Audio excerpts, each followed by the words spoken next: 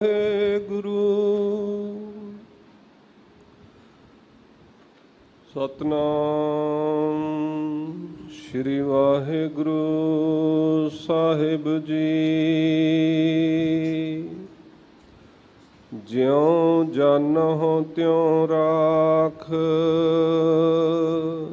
ਹਰ ਪ੍ਰਭ ਤੇਰਿਆ। ਕੀਤੇ ਗਣਹੁ ਅਸੰਖ ਅਵਗੁਣ ਮੇਰਿਆ।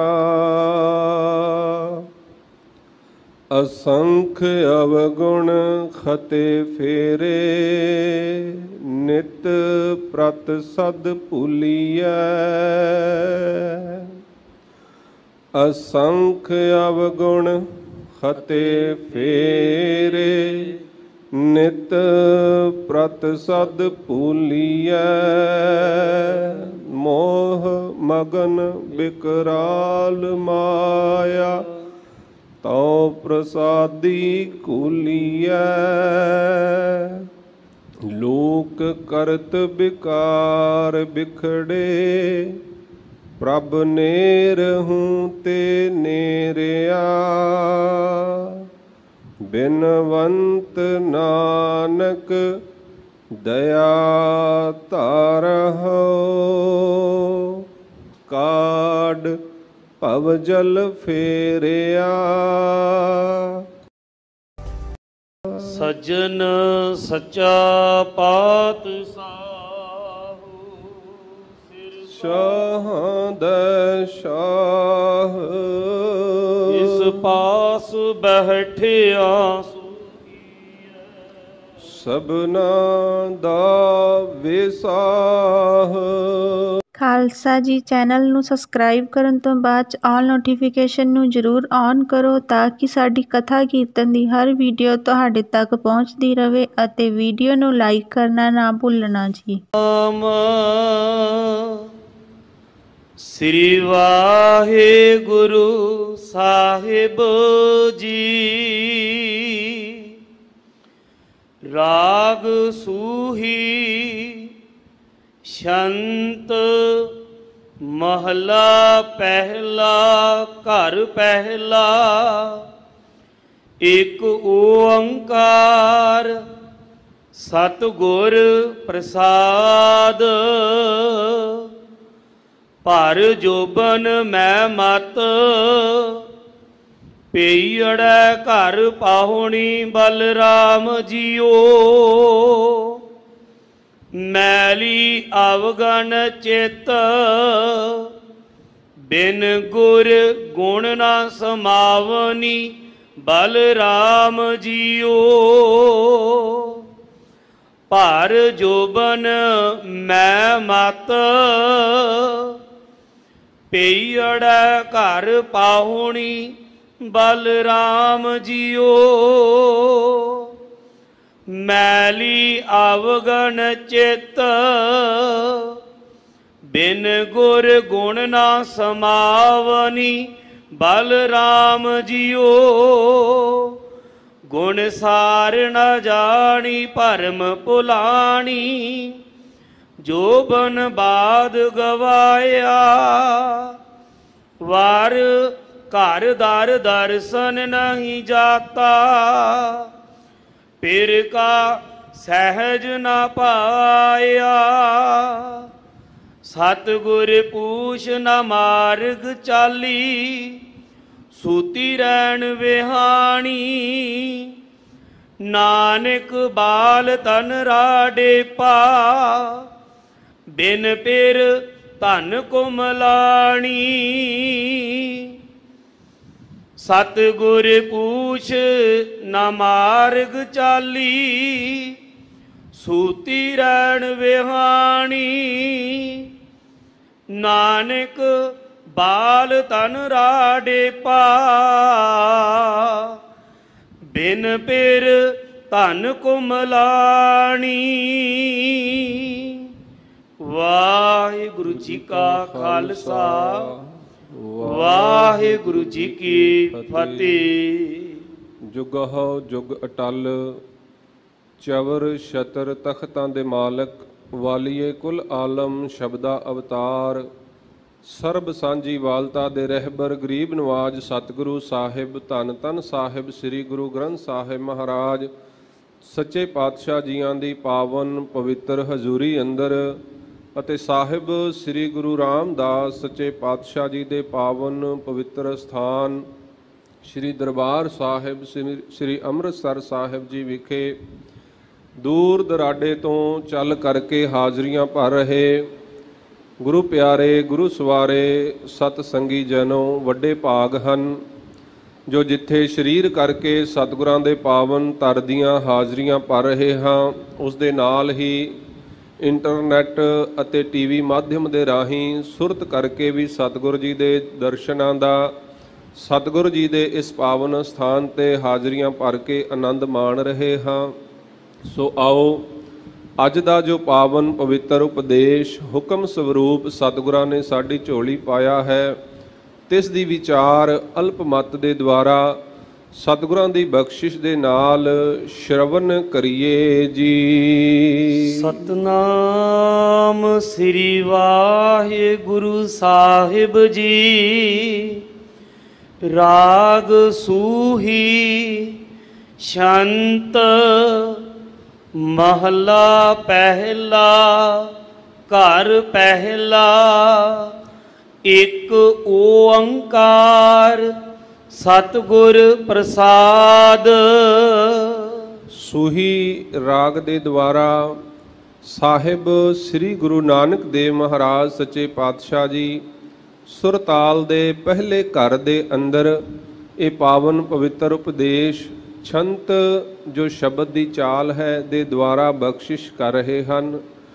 ਛੰਤ ਤੋਂ ਭਾਵ ਜਿਸ ਸ਼ਬਦ ਦੇ 6 ਪਦ ਹੋਇਆ ਕਰਦੇ ਹਨ, ਪਰ ਇਸ ਪਾਵਨ ਸ਼ਬਦ ਦੇ 4 ਹੀ ਪਦ ਹਨ। ਸੋ ਸਤਿਗੁਰੂ ਸੱਚੇ ਪਾਤਸ਼ਾਹ ਜੀ ਦੀ ਬਾਣੀ ਸੁਤੰਤਰ ਹੈ। ਪਾਤਸ਼ਾਹ ਜੀ ਸ਼ਬਦ ਦੀ ਪ੍ਰਾਰੰਭਤਾ ਤੋਂ ਪਹਿਲਾਂ ਪਰਮ ਪਿਤਾ ਪਰਮੇਸ਼ਵਰ ਨਿਰੰਕਾਰ ਵਾਹਿਗੁਰੂ ਦਾ ਮੰਗਲਾਚਰਨ ਕਰ ਰਹੇ ਹਨ। ਇੱਕ ਓੰਕਾਰ, ਇੱਕ ਜੋ ਅਦਵੈਤ ਸਵਰੂਪ ਪਰਮੇਸ਼ਵਰ ਓੰਕਾਰ ਸਰਬ ਦਾ ਪ੍ਰਕਾਸ਼ਕ ਹੈ, ਉਚਾਰਨ ਮਾਤਰ ਤੋਂ ਰੱਖਿਆ ਕਰਨ ਵਾਲਾ ਹੈ। ਸਤਿਗੁਰ ਪ੍ਰਸਾਦ, ਸਤਿਗੁਰਾਂ ਦੀ ਪ੍ਰਸਾਦ ਕਿਰਪਾ ਦੇ ਦੁਆਰਾ ਜਿਸ ਪਰਮ ਪਿਤਾ ਪਰਮੇਸ਼ਵਰ ਦੀ ਪ੍ਰਾਪਤੀ ਹੁੰਦੀ ਹੈ। ਭਰ ਜੋਬਨ ਮੈਂ ਮਤ ਪੀੜੈ ਘਰ ਪਾਹੁਣੀ ਬਲ ਰਾਮ ਜੀਓ। ਬਲ ਰਾਮ ਜੀਓ ਸ਼ਬਦ ਦੀ ਚਾਲ ਹੈ। ਬਲ ਰਾਮ ਜੀਓ, ਬਲ ਤੋਂ ਭਾਵ ਬਲਿਹਾਰੀ ਜਾਈਏ, ਰਾਮ ਜੋ ਰਮਿਆ ਹੋਇਆ ਪਰਮੇਸ਼ਵਰ ਹੈ। ਹੇ ਸਤ ਸੰਗੀ ਪੁਰਖੋ, ਸੋ ਇਸ ਪਾਵਨ ਸ਼ਬਦ ਦੇ ਦੁਆਰਾ ਗੁਰੂ ਨਾਨਕ ਦੇਵ ਮਹਾਰਾਜ ਸੱਚੇ ਪਾਤਸ਼ਾਹ ਜੀਵ ਰੂਪ ਇਸਤਰੀ ਜੋ ਜਿਗਿਆਸੂ ਹੋ ਕਰਕੇ ਗੁਰਾਂ ਤੋਂ ਗਿਆਨ ਉਪਦੇਸ਼ ਹਾਸਲ ਕਰਕੇ ਪਰਮਾਤਮਾ ਦੀ ਸਾਖਿਆਤ ਪਾਉਣਾ ਚਾਹੁੰਦੀ ਹੈ, ਉਹਦੇ ਪ੍ਰਥਾਏ ਪਾਤਸ਼ਾਹ ਜੀ ਨੇ ਇਹ ਸ਼ਬਦ ਉਚਾਰਨ ਕੀਤਾ ਹੈ। ਪਾਤਸ਼ਾਹ ਜੀ ਇਸ ਪਾਵਨ ਸ਼ਬਦ ਦੇ ਦੁਆਰਾ ਜੀਵ ਰੂਪ ਇਸਤਰੀ ਨੂੰ ਉਪਦੇਸ਼ ਕਰਦੇ ਹੋਏ ਬਖਸ਼ਿਸ਼ ਕਰ ਰਹੇ ਹਨ। ਭਰ ਜੋਬਨ ਮੈਂ ਮਤ। ਮੈਂ ਤੋਂ ਭਾਵ ਹੈ ਲੀਨ ਹੋਣਾ, ਮਤ ਤੋਂ ਭਾਵ ਜੋ ਬੁੱਧ ਹੈ। ਸਤਿਗੁਰੂ ਪਾਤਸ਼ਾਹ ਉਪਦੇਸ਼ ਕਰਦੇ ਭਰ ਜੋਬਨ, ਜਦੋਂ ਜੀਵ ਦੇ ਉੱਤੇ ਜੋਬਨ ਦੀ ਰੁੱਤ ਹੁੰਦੀ ਹੈ, ਨੌਜਵਾਨੀ ਦੀ ਅਵਸਥਾ ਹੁੰਦੀ ਹੈ, ਉਸ ਸਮੇਂ ਸਤਿਗੁਰੂ ਪਾਤਸ਼ਾਹ ਬਖਸ਼ਿਸ਼ ਕਰਦੇ ਕਿ ਇਸ ਜੀਵ ਦਾ ਜੋ ਮਤ ਹੈ, ਜੋ ਸੁਭਾਅ ਹੈ, ਉਹ ਮੈਂ ਭਾਵ ਵਿਕਾਰਾਂ ਦੇ ਵਿੱਚ ਲੀਨ ਹੋਇਆ ਰਹਿੰਦਾ ਹੈ।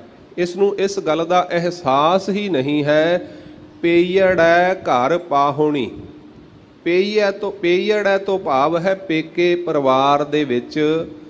ਜਿਵੇਂ ਇੱਕ ਜੀਵ ਰੂਪ ਇਸਤਰੀ ਜਾਂ ਬੱਚੀ ਆਪਣੇ ਪਿਤਾ ਦੇ ਘਰ ਦੇ ਵਿੱਚ ਪਰਾਹੁਣੀ ਹੁੰਦੀ ਹੈ, ਇੱਕ ਦਿਨ ਉਸਨੇ ਆਪਣੇ ਸਹੁਰੇ ਘਰ ਚਲੇ ਜਾਣਾ ਹੋਇਆ ਕਰਦਾ ਹੈ। ਇਸੇ ਹੀ ਤਰ੍ਹਾਂ ਜਿੰਨੇ ਵੀ ਅਸੀਂ ਇਸ ਸੰਸਾਰ ਦੇ ਵਿੱਚ ਜੀਵ ਹਾਂ, ਸਾਰੀਆਂ ਹੀ ਜੀਵ ਰੂਪ ਇਸਤਰੀਆਂ ਹਾਂ। ਸਤਿਗੁਰ ਪਾਤਸ਼ਾਹ ਜੀ ਦੀ ਪਾਵਨ ਬਾਣੀ ਦਾ ਫਰਮਾਨ ਹੈ, ਏਕੈ ਪੁਰਖ ਸਬਾਈ ਨਾਰ। ਅਸੀਂ ਸਾਰੀਆਂ ਹੀ ਉਸ ਜੀਵ ਰੂਪ ਇਸਤਰੀਆਂ ਹਾਂ, ਉਸ ਪਤੀ ਰੂਪ ਪਰਮੇਸ਼ਵਰ ਦੀਆਂ। ਸੋ ਸਤਿਗੁਰ ਪਾਤਸ਼ਾਹ ਬਖਸ਼ਿਸ਼ ਕਰਦੇ ਪੇਈੜੈ ਘਰ ਪਾਹੁਣੀ ਬਲਰਾਮ ਜੀਓ। ਇਹ ਜੀਵ ਰੂਪ ਇਸਤਰੀ ਇਸ ਗੱਲ ਨੂੰ ਭੁੱਲ ਚੁੱਕੀ ਹੈ ਕਿ ਇਹ ਮਾਤ ਲੋਕ ਇਸ ਦਾ ਸਦੀਵ ਟਿਕਾਣਾ ਨਹੀਂ ਹੈ। ਇਸ ਨੂੰ ਇੱਕ ਦਿਨ ਛੱਡ ਕੇ ਇਸ ਨੇ ਜਾਣਾ ਹੈ। ਇਹ ਭੁੱਲ ਤਾਂ ਜਾਂਦੀ ਹੈ ਕਿਉਂਕਿ ਲਿਵ ਛੁੜਕੀ ਲੱਗੀ ਤ੍ਰਿਸ਼ਨਾ ਮਾਇਆ ਅਮਰ ਵਰਤਾਇਆ। ਜਿਉਂ ਹੀ ਇਹ ਜੀਵ ਰੂਪ ਇਸਤਰੀ ਜਾਂ ਜੀਵ ਮਾਤਾ ਦੇ ਉਦਰ ਚੋਂ ਸੰਸਾਰ ਦੇ ਵਿੱਚ ਪ੍ਰਗਟ ਹੁੰਦਾ ਹੈ, ਜਨਮ ਲੈਂਦਾ ਹੈ, ਤੇ ਇਸ ਦੇ ਉੱਤੇ ਮਾਇਆ ਜੋ ਹੈ ਉਹ ਆਪਣਾ ਪ੍ਰਭਾਵ ਹੁਕਮ ਵਰਤਾ ਦਿੰਦੀ ਹੈ। ਪਾਤਸ਼ਾਹ ਕਹਿੰਦੇ ਲਿਵ ਛੁੜਕੀ ਲੱਗੀ ਤ੍ਰਿਸ਼ਨਾ ਮਾਇਆ ਅਮਰ ਵਰਤਾਇਆ। ਮਾਇਆ ਨੇ ਆਪਣੇ ਪ੍ਰਭਾਵ ਹੇਠ ਇਸ ਜੀਵ ਨੂੰ ਰੱਖਿਆ ਹੈ। ਇਸ ਕਰਕੇ ਇਹ ਜੀਵ ਜੋ ਹੈ ਇਹ ਇਸਤਰੀ ਜੀਵ ਰੂਪ ਇਸਤਰੀ ਪਤੀ ਰੂਪ ਪਰਮੇਸ਼ਵਰ ਦੇ ਦਰ ਨੂੰ ਭੁੱਲ ਚੁੱਕੀ ਹੈ। ਮੈਲੀ ਅਵਗਨ ਚਿਤ ਬਿਨ ਗੁਰ ਗੁਣ ਨਾ ਸਮਾਵਨੀ ਬਲਰਾਮ ਜੀਓ। ਮੈਲੀ ਅਵਗਣ ਚਿੱਤ, ਮੈਲੀ ਹੋਈ ਹੈ ਇਸ ਜੀਵ ਰੂਪ ਇਸਤਰੀ ਦੀ ਜੋ ਮਤ ਹੈ ਉਹ ਮਲੀਨ ਹੋ ਗਈ ਹੈ। ਅਵਗਣ ਚਿੱਤ ਕਿਉਂਕਿ ਇਹਦੇ ਚਿੱਤ ਚਿਤਵਨੀ ਦੇ ਵਿੱਚ ਹਮੇਸ਼ਾ ਅਵਗਣ ਚੱਲਦੇ ਹਨ, ਗੁਣ ਨਹੀਂ ਚੱਲਦੇ। ਅਗਰ ਅਸੀਂ ਆਪਣੇ ਚਿੱਤ ਦੇ ਵਿੱਚ ਧਿਆਨ ਰੱਖੀਏ ਤੇ ਬਹੁਤਾਇਤ ਦੇ ਵਿੱਚ ਸਾਡੇ ਮਨ ਅੰਦਰ ਸਾਡੀ ਚਿਤਵਨੀ ਦੇ ਵਿੱਚ ਲੋਭ ਚੱਲਦਾ ਹੈ, ਕ੍ਰੋਧ ਚੱਲਦਾ ਹੈ, ਅਹੰਕਾਰ ਚੱਲਦਾ ਹੈ, ਅਵਗਣ ਚਿੱਤ, ਅਵਗਣ ਹੀ ਸਾਡੇ ਚੇਤੇ ਵਿੱਚ ਰਹਿੰਦੇ ਹਨ। ਸਾਨੂੰ ਇਹ ਨਹੀਂ ਚੇਤਾ ਕਿ ਅਸੀਂ ਦਇਆ ਧਾਰਨ ਕਰਨੀ ਹੈ, ਅਸੀਂ ਧਰਮ ਦੇ ਉੱਤੇ ਚੱਲਣਾ ਹੈ, ਅਸੀਂ ਸੱਤ ਨੂੰ ਧਾਰਨ ਕਰਨਾ ਹੈ, ਸ਼ੁਭ ਗੁਣਾਂ ਨੂੰ ਵਿਸਾਰ ਕਰਕੇ ਅਵਗਣ ਚਿੱਤ, ਈਰਖਾ, ਨਿੰਦਿਆ, ਚੁਗਲੀ, ਇਹ ਜ਼ਿਆਦਾ ਸਾਡੇ ਚੇਤੇ ਵਿੱਚ ਸਾਨੂੰ ਪ੍ਰਭਾਵਿਤ ਕਰਕੇ ਰੱਖਦੇ ਹਨ। ਇਸ ਕਰਕੇ ਮੈਲੀ ਅਵਗਣ ਚਿੱਤ ਬਿਨ ਗੁਰ ਗੁਣ ਨਾ ਸਮਾਵਣੀ, ਬਿਨ ਗੁਰ ਗੁਣ ਨਾ ਸਮਾਵਣੀ। ਹੁਣ ਇੱਥੇ ਅਸੀਂ ਗੁਰੂ ਦੀ ਹਜ਼ੂਰੀ ਦੇ ਵਿੱਚ ਬੈਠੇ ਹਾਂ।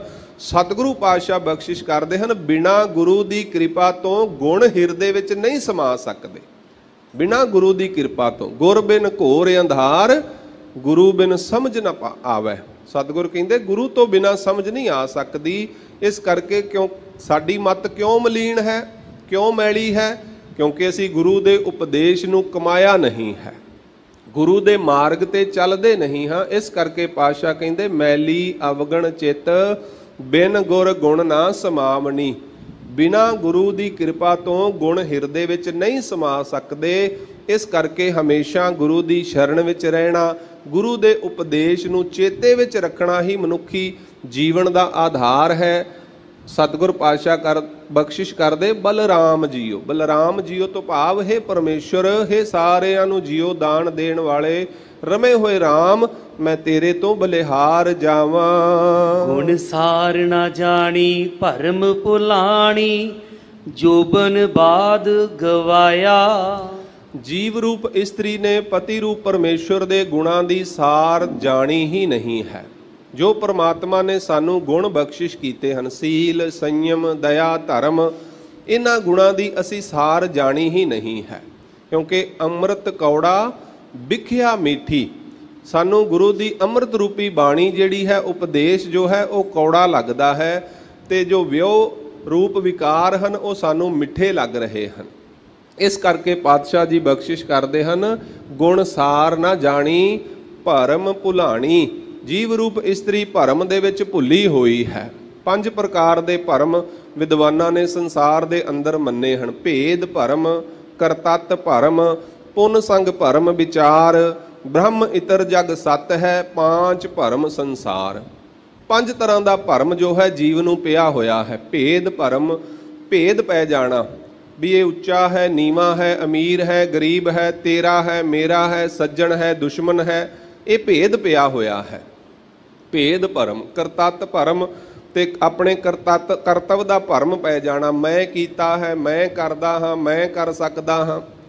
ਪੁੰਨ ਸੰਗ ਭਰਮ, ਵਿਚਾਰ, ਤੇ ਇਹ ਜਿਹੜਾ ਇੱਕ ਦੂਸਰੇ ਦਾ ਸੰਗ ਹੈ, ਰਿਸ਼ਤੇ ਨਾਤਿਆਂ ਦੇ ਮੋਹ ਦੇ ਵਿੱਚ ਫਸਿਆ ਹੋਇਆ ਜੀਵ ਹੈ।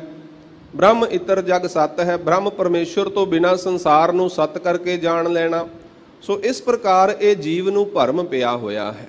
ਗੁਣ ਸਾਰ ਨਾ ਜਾਣੀ ਭਰਮ ਭੁਲਾਣੀ ਜੋਬਨ ਬਾਦ ਗਵਾਇਆ। ਤੇ ਇਹ ਜਿਹੜਾ ਜੀਵਨ ਹੈ, ਜੋਬਨ ਹੈ, ਜਵਾਨੀ ਦੀ ਅਵਸਥਾ ਹੈ, ਜਦੋਂ ਸਾਰੇ ਨੈਣ ਪ੍ਰਾਣ ਤੰਦਰੁਸਤ ਹਨ, ਜਦੋਂ ਮਨੁੱਖ ਪਰਮੇਸ਼ਵਰ ਨੂੰ ਸਿਮਰ ਸਕਦਾ ਹੈ, ਉਸ ਸਮੇਂ ਨੂੰ ਪਰਮੇਸ਼ਵਰ ਦੇ ਨਾਮ ਨੂੰ ਛੱਡ ਕਰਕੇ ਤੇ ਵਿਅਰਥ ਹੀ ਵਿਸ਼ਿਆਂ ਵਿਕਾਰਾਂ ਦੇ ਵਿੱਚ ਆਪਣਾ ਜੀਵਨ ਗੁਜ਼ਾਰ ਦਿੱਤਾ। ਸਤਿਗੁਰ ਪਾਤਸ਼ਾਹ ਕਹਿੰਦੇ ਜਦੋਂ ਜੋਬਨ ਹੈ, ਜਦੋਂ ਸਰੀਰ ਤੰਦਰੁਸਤ ਹੈ, ਜਦੋਂ ਬੁਢੇਪਾ ਆ ਗਿਆ ਫਿਰ ਨੈਣ ਨਹੁ ਨੀਰ ਬਹੈ ਤਨ ਖੀਨਾ ਭਏ ਕੇਸ ਦੁਦਵਾਨੀ ਰੁੱਧਾ ਕੰਠ ਸ਼ਬਦ ਨਹੀਂ ਉਚਰਹਿ ਅਬ ਕਿਆ ਕਰਹਿ ਪੁਰਾਨੀ। ਫਿਰ ਜਦੋਂ ਸਰੀਰ ਜਵਾਬ ਦੇ ਦਿੰਦਾ ਹੈ, ਨੈਣ ਪ੍ਰਾਣ ਜਵਾਬ ਦੇਣ ਲੱਗਦੇ ਹਨ, ਫਿਰ ਭਗਤੀ ਨਹੀਂ ਹੋ ਸਕਦੀ, ਫਿਰ ਸਿਮਰਨ ਨਹੀਂ ਹੋ ਸਕਦਾ। ਇਸ ਕਰਕੇ ਸਤਿਗੁਰ ਬਖਸ਼ਿਸ਼ ਕਰਦੇ ਇਸ ਜੀਵ ਰੂਪ ਇਸਤਰੀ ਨੇ ਆਪਣਾ ਜੋਬਨ ਬਾਦ ਗਵਾਇਆ, ਵਿਅਰਥ ਹੀ ਗਵਾ ਲਿਆ ਹੈ। ਵਾਰ ਘਰ ਦਾਰ ਦਰਸ਼ਨ ਨਹੀਂ ਜਾਤਾ ਪਿਰ ਕਾ ਸਹਿਜ ਨਾ ਪਾਇਆ। ਐਸੀ ਜੀਵ ਰੂਪ ਇਸਤਰੀ ਜੋ ਪਤੀ ਰੂਪ ਪਰਮੇਸ਼ਵਰ ਜਾਂ ਸਤਿਗੁਰ ਤੋਂ ਦੂਰ ਹੈ। ਸਤਿਗੁਰ ਕਹਿੰਦੇ ਵਰ ਘਰ ਦਰ ਦਰਸ਼ਨ ਨਹੀਂ ਜਾਤਾ। ਵਰ ਭਾਵ ਪਤੀ ਰੂਪ ਪਰਮੇਸ਼ਵਰ ਦਾ ਦਰ ਜੋ ਉਸ ਦਾ ਘਰ ਹੈ, ਉਸ ਨੂੰ ਆਪਣੇ ਹਿਰਦੇ ਰੂਪੀ ਘਰ ਦੇ ਅੰਦਰ ਸਾਖਿਆਤ ਨਹੀਂ ਕੀਤਾ, ਦਰਸ਼ਨ ਨਹੀਂ ਜਾਤਾ, ਤੇ ਨਾ ਹੀ ਉਸ ਨੂੰ ਸਾਰੇ ਸੰਸਾਰ ਦੇ ਅੰਦਰ ਇੱਕ ਜੋਤ ਕਰਕੇ ਜਾਣਿਆ ਹੈ। ਜਿਵੇਂ ਗੁਰੂ ਅਮਰਦਾਸ ਪਾਤਸ਼ਾਹ ਜੀ ਬਖਸ਼ਿਸ਼ ਕਰਦੇ, ਇਹ ਵਿਸ ਸੰਸਾਰ ਤੁਮ ਦੇਖਦੇ ਇਹੋ ਹਰ ਕਾ ਰੂਪ ਹੈ, ਹਰ ਰੂਪ ਨਦਰੀ ਆਇਆ। ਜਾਂ ਸਤਿਗੁਰਾਂ ਦੀ ਬਾਣੀ ਦਾ ਫੁਰਮਾਨ ਹੈ, ਸਭ ਗੋਬਿੰਦ ਹੈ, ਸਭ ਗੋਬਿੰਦ ਹੈ। ਇਸ ਪ੍ਰਕਾਰ ਉਸ ਪਤੀ ਰੂਪ ਪਰਮੇਸ਼ਵਰ ਦਾ ਦਰਸ਼ਨ ਨਹੀਂ ਜਾਤਾ, ਪਿਰ ਕਾ ਸਹਿਜ ਨਾ ਭਾਇਆ। ਸਹਿਜ ਤੋਂ ਭਾਵ ਹੈ ਸੁਭਾਓ। ਪਰਮੇਸ਼ਵਰ ਦਾ ਜੋ ਸੁਭਾਅ ਹੈ ਉਹ ਇਸ ਨੂੰ ਚੰਗਾ ਹੀ ਨਹੀਂ ਲੱਗਿਆ। ਹੁਣ ਪਰਮੇਸ਼ਵਰ ਦਾ ਇੱਕ ਸੁਭਾਅ ਹੈ, ਇੱਕ ਬਿਰਦ ਹੈ। ਪਰਮੇਸ਼ਵਰ ਦਾ ਬਿਰਦ ਕੀ ਹੈ? ਪਰਮੇਸ਼ਵਰ ਨਿਰਵੈਰ ਹੈ, ਨਿਰਲੇਪ ਹੈ। ਪਰਮੇਸ਼ਵਰ ਦਾਤਾਰ ਹੈ। ਪਰਮੇਸ਼ਵਰ ਦਾ ਕਿਸੇ ਦੇ ਨਾਲ ਵੈਰ ਨਹੀਂ ਹੈ।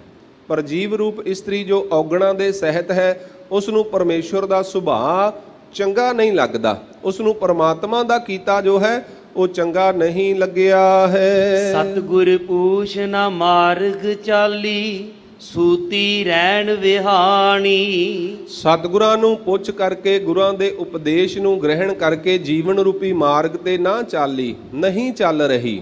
ਜੀਵ ਰੂਪ ਇਸਤਰੀ ਸਤਿਗੁਰ ਦੀ ਸਿੱਖਿਆ ਲੈ ਕੇ ਨਹੀਂ ਚੱਲ ਰਹੀ। ਅਸੀਂ ਆਪਣੀ ਮੱਤ ਦੇ ਅਨੁਸਾਰ ਚੱਲਦੇ ਹਾਂ, ਪਰ ਸਤਿਗੁਰ ਕਹਿੰਦੇ ਗੁਰ ਕੀ ਮੱਤ ਤੂੰ ਲੇਹ ਇਆਣੇ ਭਗਤ ਬਿਨਾ ਬਹੁ ਡੂਬੇ ਸਿਆਣੇ। ਬੜੇ ਬੜੇ ਆਲਮ ਫਾਜ਼ਲ ਇਸ ਸੰਸਾਰ ਦੇ ਅੰਦਰ ਸ਼੍ਰੇਸ਼ਟ ਮੱਤ ਤੋਂ ਬਿਨਾ, ਗੁਰੂ ਦੀ ਮੱਤ ਤੋਂ, ਸਿੱਖਿਆ ਤੋਂ ਬਿਨਾ ਜੋ ਹੈ ਉਹ ਵਿਅਰਥ ਹੀ ਆਪਣਾ ਜੀਵਨ ਗਵਾ ਗਏ। ਸਤਿਗੁਰ ਪੂਛ ਨਾ ਮਾਰਗ ਚਾਲੀ ਸੂਤੀ ਰੈਣ ਵਿਹਾਣੀ। ਸੁੱਤੀ ਤੋਂ ਭਾਵ ਹੈ ਅਗਿਆਨਤਾ ਦੇ ਵਿੱਚ ਸੁੱਤੀ ਹੋਈ, ਰੈਣ ਭਾਵ ਵਿਕਾਰਾਂ ਦੇ ਸਹਿਤ ਜੋ ਕਾਲੀ ਬੋਲੀ ਰਾਤ ਹੈ, ਜੀਵਨ ਹੈ, ਉਹ ਵਿਹਾਣੀ ਬਤੀਤ ਹੋ ਰਹੀ ਹੈ। ਵਿਕਾਰਾਂ ਦੇ ਵਿੱਚ ਮਨੁੱਖੀ ਜੀਵਨ ਜੋ ਹੈ ਉਹ ਇਸ ਤਰ੍ਹਾਂ ਬਤੀਤ ਹੋ ਰਿਹਾ ਹੈ ਜਿਵੇਂ ਕੋਈ ਮਨੁੱਖ ਹਨੇਰੇ ਦੇ ਵਿੱਚ ਭਟਕ ਰਿਹਾ ਹੋਵੇ। ਹਨੇਰੇ ਦੇ ਵਿੱਚ ਭਟਕਣਾ, ਵਿਕਾਰਾਂ ਦੇ ਵਿੱਚ, ਅਗਿਆਨਤਾ ਦੇ ਵਿੱਚ, ਅਵਿਦਿਆ ਦੇ ਵਿੱਚ ਜੀਵਨ ਗੁਜ਼ਾਰਨਾ ਸਤਿਗੁਰ ਪਾਤਸ਼ਾਹ ਬਖਸ਼ਿਸ਼ ਕਰਦੇ ਹਨ। ਐਸੀ ਜੋ ਜੀਵ ਰੂਪ ਇਸਤਰੀ ਹੈ, ਜਿਸ ਨੂੰ ਪਰਮੇਸ਼ਵਰ ਦਾ ਸੁਭਾਅ ਚੰਗਾ ਨਹੀਂ ਲੱਗਦਾ, ਗੁਣ ਚੰਗੇ ਨਹੀਂ ਲੱਗਦੇ, ਉਹਦੀ ਜੀਵਨ ਰੂਪੀ ਰੈਣ ਜੋ ਹੈ ਉਹ ਇਸੇ ਤਰ੍ਹਾਂ ਵਿਕਾਰਾਂ ਦੇ ਸਹਿਤ ਬਤੀਤ ਹੁੰਦੀ ਹੈ। ਨਾਨਕ ਬਾਲ ਤਨ ਰਾਡੇਪਾ ਬਿਨ ਪਿਰ ਧਨ ਕੁਮਲਾਣੀ। ਗੁਰੂ ਨਾਨਕ ਸਾਹਿਬ ਸੱਚੇ ਪਾਤਸ਼ਾਹ ਜੀ ਬਖਸ਼ਿਸ਼ ਕਰਦੇ, ਨਾਨਕ ਬਾਲ ਤਨ ਰਾਡੇਪਾ। ਬਾਲ ਤਨ ਤੋਂ ਭਾਵ ਹੈ ਬਾਲ ਅਵਸਥਾ ਜਾਂ ਬਾਲ ਬੁੱਧ ਦੇ ਦੁਆਰਾ। ਰੰਡੇਪਾ ਤੇ ਰੰਡੇਪੇ ਦਾ ਇੱਕ ਦੁੱਖ ਹੋਇਆ ਕਰਦਾ ਹੈ। ਰੰਡੇਪਾ ਉਸ ਜੀਵ ਰੂਪ ਇਸਤਰੀ ਦਾ ਅਸੀਂ ਕਹਿੰਦੇ ਹਾਂ ਜਿਸ ਦਾ ਪਤੀ ਚਲਾ ਜਾਏ, ਗੁਜ਼ਰ ਜਾਏ, ਛੱਡ ਜਾਏ ਜਾਂ ਉਸ ਦੇ ਨਾਲ ਨਾ ਹੋਵੇ, ਜਿਹਦੇ ਸਿਰ ਤੇ ਪਤੀ ਦਾ ਸਾਇਆ ਨਾ ਹੋਵੇ। ਐਸੀ ਜੀਵ ਰੂਪ ਇਸਤਰੀ ਦੇ ਵਾਸਤੇ ਜਾਂ ਦੁਨਿਆਵੀ ਤੌਰ ਤੇ ਵੀ ਐਸੀ ਇਸਤਰੀ ਦੇ ਵਾਸਤੇ ਆਪਣਾ ਜੀਵਨ ਗੁਜ਼ਾਰਨਾ ਜੋ ਹੈ ਉਹ ਬਹੁਤ ਕਠਿਨ ਹੋਇਆ ਕਰਦਾ ਹੈ, ਦੁਸ਼ਕਰ ਹੋਇਆ ਕਰਦਾ ਹੈ। ਸੋ ਸਤਿਗੁਰ ਪਾਤਸ਼ਾਹ ਬਖਸ਼ਿਸ਼ ਕਰਦੇ, ਬਾਲ ਬੁੱਧ ਦੇ ਦੁਆਰਾ ਇਹ ਜੀਵ ਰੂਪ ਇਸਤਰੀ ਜੋ ਹੈ ਉਹ ਰੰਡੇਪਾ ਭਾਵ ਵਿਛੋੜੇ ਦਾ ਦੁੱਖ ਸਹਾਰ ਰਹੀ ਹੈ। ਅੱਜ ਜੋ ਮਨੁੱਖ ਦੁਖੀ ਹੈ, ਅੱਜ ਜੋ ਮਨੁੱਖ ਚਿੰਤਾ ਦੇ ਵਿੱਚ ਹੈ, ਵਿਆਕੁਲ ਹੈ, ਈਰਖਾ ਦੇ ਵਿੱਚ ਹੈ, ਔਗਣਾਂ ਦੇ ਸਹਿਤ ਹੈ, ਇਹ ਰੰਡੇਪੇ ਦੇ ਦੁੱਖ ਦੇ ਸਮਾਨ ਹੈ। ਸੋ ਸਤਿਗੁਰ ਪਾਤਸ਼ਾਹ ਬਖਸ਼ਿਸ਼ ਕਰਦੇ, ਬਿਨ ਪਿਰ ਧਨ ਕੁਮਲਾਣੀ। ਬਿਨਾ ਪਿਰ ਪਤੀ ਰੂਪ ਪਰਮੇਸ਼ਵਰ ਤੋਂ ਧਨ ਜੀਵ ਰੂਪ ਜੋ ਇਸਤਰੀ ਹੈ ਉਹ ਉਦਾਸ ਹੋਈ ਬੈਠੀ ਹੈ। ਅੱਜ ਮਨੁੱਖਤਾ ਦੇ ਵਿੱਚ ਇੱਕ ਉਦਾਸੀ ਹੈ, ਇੱਕ ਨਿਰਾਸ਼ਤਾ ਹੈ। ਅੱਜ ਹਰ ਮਨੁੱਖ ਦੇ ਹਿਰਦੇ ਵਿੱਚ ਇੱਕ ਉਦਾਸੀ ਹੈ, ਇੱਕ ਨਿਰਾਸ਼ਤਾ ਹੈ। ਉਹਦਾ ਕਾਰਨ ਕਿ ਸਾਨੂੰ ਪਤੀ ਰੂਪ ਪਰਮੇਸ਼ਵਰ ਜੋ ਹੈ ਉਹ ਭਾਇਆ ਨਹੀਂ ਹੈ, ਚੰਗਾ ਨਹੀਂ ਲੱਗਦਾ। ਜੇ ਅਸੀਂ ਗੁਰੂ ਦੇ ਨੇੜੇ ਹੋ ਜਾਈਏ, ਪਰਮਾਤਮਾ ਦੇ ਗੁਣਾਂ ਨੂੰ ਧਾਰਨ ਕਰ ਲਈਏ ਤੇ ਜੀਵਨ ਆਨੰਦਮਈ ਹੋ ਜਾਂਦਾ ਹੈ। ਆਨੰਦ ਭਇਆ ਮੇਰੀ ਮਾਏ ਸਤਿਗੁਰੂ ਮੈਂ ਪਾਇਆ। ਜਦੋਂ ਅਸੀਂ ਸਤਿਗੁਰ ਨੂੰ ਪ੍ਰਾਪਤ ਹੁੰਦੇ ਹਾਂ ਤੇ ਜੀਵਨ ਆਨੰਦਮਈ ਹੋ ਜਾਂਦਾ ਹੈ। ਪਰ ਪਾਤਸ਼ਾਹ ਬਖਸ਼ਿਸ਼ ਕਰਦੇ, ਇਹ ਜੀਵ ਰੂਪ ਇਸਤਰੀ ਪਤੀ ਰੂਪ ਪਰਮੇਸ਼ਵਰ ਤੋਂ ਬਿਨਾਂ ਰੰਡੇਪੇ ਰੂਪ ਦੁੱਖ ਨੂੰ ਸਹਾਰਦੀ ਹੈ, ਕਿਉਂਕਿ ਇਸ ਨੇ ਪਤੀ ਰੂਪ ਪਰਮੇਸ਼ਵਰ ਦੇ ਗੁਣਾਂ ਨੂੰ ਧਾਰਨ ਨਹੀਂ ਕੀਤਾ ਹੈ। ਬਾਬਾ ਮੈਂ ਵਰ ਦੇਹ ਮੈਂ ਹਰ ਵਰ ਭਾਵੈ, ਤਿਸ ਕੀ ਬਲਰਾਮ ਜੀਓ। ਜੀਵ ਰੂਪ ਇਸਤਰੀ ਸਤਿਗੁਰ ਦੇ ਸਨਮੁਖ ਜਿਗਿਆਸੂ ਰੂਪ ਹੋ ਕਰਕੇ ਬੇਨਤੀ ਕਰਦੀ ਹੈ। ਇਹ ਪੰਕਤੀ ਸਾਡੇ ਵਾਸਤੇ ਹੈ।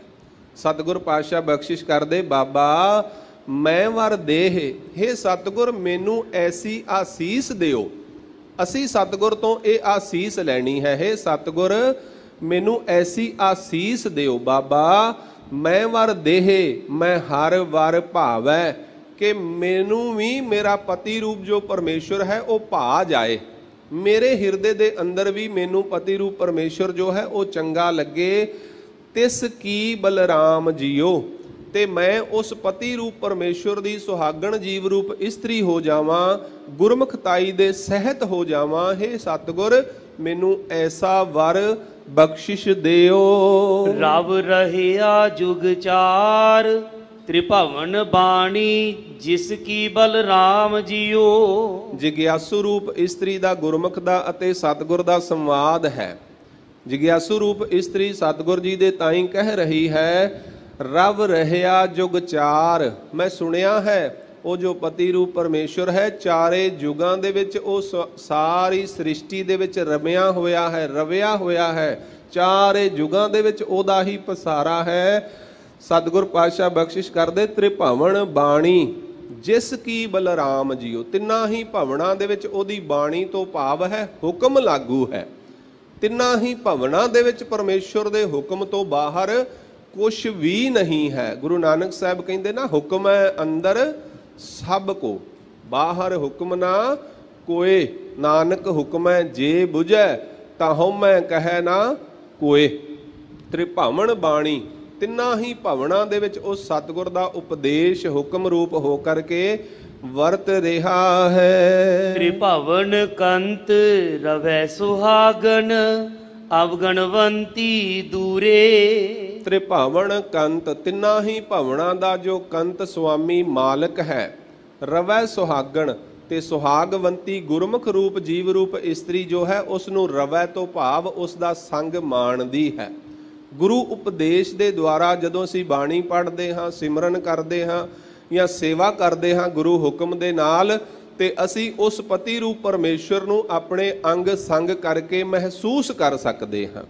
ਜਿਹੜਾ ਵੀ ਮਨੁੱਖ ਬਾਣੀ ਪੜ੍ਹਦਾ ਹੈ, ਸਿਮਰਨ ਕਰਦਾ ਹੈ, ਉਸ ਨੂੰ ਇਸ ਗੱਲ ਦਾ ਅਹਿਸਾਸ ਸੁਤੇ ਹੀ ਹੋ ਜਾਂਦਾ ਹੈ ਵੀ ਕੋਈ ਇੱਕ ਤਾਕਤ ਹੈ ਜੋ ਮੇਰੇ ਨੇੜੇ ਹੈ, ਜੋ ਮੇਰੀ ਮਨ ਦੀ ਦਸ਼ਾ ਨੂੰ ਸਮਝਦੀ ਹੈ। ਜਦੋਂ ਹੀ ਕੋਈ ਫੁਰਨਾ ਮਨ ਵਿੱਚ ਆਉਂਦਾ ਹੈ ਤੇ ਪਰਮੇਸ਼ਵਰ ਦੀ ਕਿਰਪਾ ਦੇ ਨਾਲ ਉਹ ਪੂਰਾ ਹੋਣ ਲੱਗਦਾ ਹੈ, ਤੇ ਸਾਨੂੰ ਅਹਿਸਾਸ ਹੁੰਦਾ ਹੈ ਵੀ ਕੋਈ ਤਾਕਤ ਹੈ ਜੋ ਸਾਨੂੰ ਸਮਝਦੀ ਹੈ, ਜੋ ਸਾਡੇ ਕਾਰਜ ਸਵਾਰਦੀ ਹੈ। ਸੋ ਪਾਤਸ਼ਾਹ ਬਖਸ਼ਿਸ਼ ਕਰਦੇ, ਤ੍ਰਿਭਵਨ ਕੰਤ, ਤਿੰਨਾਂ ਹੀ ਭਵਨਾਂ ਦਾ ਮਾਲਕ ਜੋ ਕੰਤ ਪਰਮੇਸ਼ਵਰ ਹੈ। ਰਵੈ ਸੁਹਾਗਣ, ਸੁਹਾਗਣ ਉਹ ਜੀਵ ਰੂਪ ਇਸਤਰੀ ਹੈ ਜੋ ਪਤੀ ਦਾ ਸੰਗ ਮਾਣਦੀ ਹੈ। ਸਤਿਗੁਰ ਪਾਤਸ਼ਾਹ ਬਖਸ਼ਿਸ਼ ਕਰਦੇ, ਅਵਗਣਵੰਤੀ ਦੂਰੇ, ਤੇ ਅਵਗਣਵੰਤੀ ਦੇ ਵਾਸਤੇ ਉਹ ਦੂਰ ਹੈ ਜੋ ਔਗਣਾਂ ਦੀ ਭਰੀ ਹੋਈ ਹੈ, ਜੋ ਕਹਿੰਦੀ ਹੈ ਮੈਂ ਕਰਦੀ ਹਾਂ, ਮੈਂ ਕਰ ਸਕਦੀ ਹਾਂ, ਮੈਂ ਕੀਤਾ ਹੈ। ਜਾਂ ਜਿਸ ਮਨੁੱਖ ਨੂੰ ਇਹ ਅਭਿਮਾਨ ਹੈ ਕਿ ਮੇਰੇ ਅੰਦਰ ਚਤੁਰਾਈ ਹੈ, ਸਿਆਣਪ ਹੈ, ਮੇਰੇ ਅੰਦਰ ਚਲਾਕੀ ਹੈ, ਮਤ ਹੈ, ਸਮਝ ਹੈ, ਜੋ ਇਸ ਤਰ੍ਹਾਂ ਦੇ ਔਗਣਾਂ ਦੇ ਸਹਿਤ ਜੀਵ ਹੈ, ਉਹ ਸਤਿਗੁਰ ਪਾਤਸ਼ਾਹ ਕਹਿੰਦੇ ਉਸ ਪਰਮਾਤਮਾ ਦੀ ਸਾਖਿਆਤ ਤੋਂ ਦੂਰ ਹੀ ਰਹਿੰਦੇ ਹਨ। ਜੈਸੀ ਆਸਾ ਤੈਸੀ ਮਨਸਾ, ਪੂਰ ਰਹਿਆ ਭਰ ਪੂਰੇ। ਗੁਰੂ ਨਾਨਕ ਸਾਹਿਬ ਪਾਤਸ਼ਾਹ ਬਖਸ਼ਿਸ਼ ਕਰਦੇ, ਜੈਸੀ ਆਸਾ ਤੈਸੀ ਮਨਸਾ। ਜਿਹੋ ਜਿਹੀ ਇੱਛਾ ਧਾਰਨ ਕਰਕੇ ਅਸੀਂ ਗੁਰੂ ਦੀ ਹਜ਼ੂਰੀ ਦੇ ਵਿੱਚ ਆਉਂਦੇ ਹਾਂ, ਪਰਮਾਤਮਾ ਗੁਰੂ ਸਾਡੀ ਉਹ ਇੱਛਾ ਪੂਰੀ ਕਰ ਦਿੰਦਾ ਹੈ। ਸਤਿਗੁਰ ਪਾਤਸ਼ਾਹ ਬਖਸ਼ਿਸ਼ ਕਰਦੇ, ਪੂਰ ਰਹਿਆ ਭਰ ਪੂਰੇ। ਉਹ ਪਰਮਾਤਮਾ ਪਰਿਪੂਰਨ ਹੈ, ਹਰ ਇੱਕ ਜੀਵ ਦੇ ਵਿੱਚ ਪਰਿਪੂਰਨ ਹੈ। ਸਾਰਿਆਂ ਦੇ ਵਿੱਚ ਇੱਕ ਪਰਮੇਸ਼ਵਰ ਦੀ ਜੋਤ ਹੈ। ਜਿਮੀ ਜਮਾਨ ਕੇ ਬਿਖੈ समस्त एक जोत है, ना घाट है ना बाढ़ है, ना घाट बाढ़ होत है। गुरु गोबिंद सिंह महाराज जी दे बचन हन। सतगुर पातशाह कहंदे सारियां दे विच उस परमेश्वर दी जोत परिपूर्ण है, एक समान है। सो गुरु नानक पातशाह जी बख्शिश करदे जैसी आसा तैसी मनसा, भाव जेहो जी जिस मनुख की इच्छा हुंदी है, जेहो जी इच्छा धार के कोई भी मनुख इस मार्ग ते चल रहा है, क्योंकि परमात्मा दोहां सिरियां का आप स्वामी, परमेश्वर दोहां सिरियां दा स्वामी मालिक आप है। कोई चंगी इच्छा धारण करके आवे, कोई माड़ी इच्छा धारण करके आवे, परमेश्वर ओदी इच्छा पूर्ण कर देंदा है। परमेश्वर नहीं कहंदा भी तू इच्छा तेरी चंगी है या माड़ी है, परमेश्वर ओदी ओ इच्छा पूर्ण कर देंदा है। लेकिन गुरु सानू समझाउंदे हन कि तेरी ये जो इच्छा है ये माड़ी है ते इहदा तैनू माड़ा फल प्राप्त होवेगा। जे तू कंडे बीजेगा ते कुदरत ने नहीं कहना भी तू कंडे ना बीज या कंडियां नू उसने फुल्लां दे विच बदल देना है, ऐसा नहीं है। कुदरत ऐसा नहीं करती। जे हा बीजै सो लुणै, कर्मा संदड़ा खेत। इसे तरह सतगुर पातशाह बख्शिश करदे ये मनुख दे हत्थ विच है भी वो चंगी सोच रखे, चंगे विचार मन विच रखे, जीवन विच चंगे कर्म करे, नहीं तो फिर ओदा जीवन जो है वो बुराई दे वल नूं चला जाता है ते बुरे काम दा नतीजा जो है वो बुरा ही होया करदा है। इस करके गुरु साहिब बख्शिश करते हैं मनुख जीव रूप इस्त्री हमेशा अपने मन अंदर शुभ गुणा नूं धारण करे। परमेश्वर हर जगह परिपूर्ण है। हर की नार सो सर्ब सुहागण, रांड ना मैला वेसे।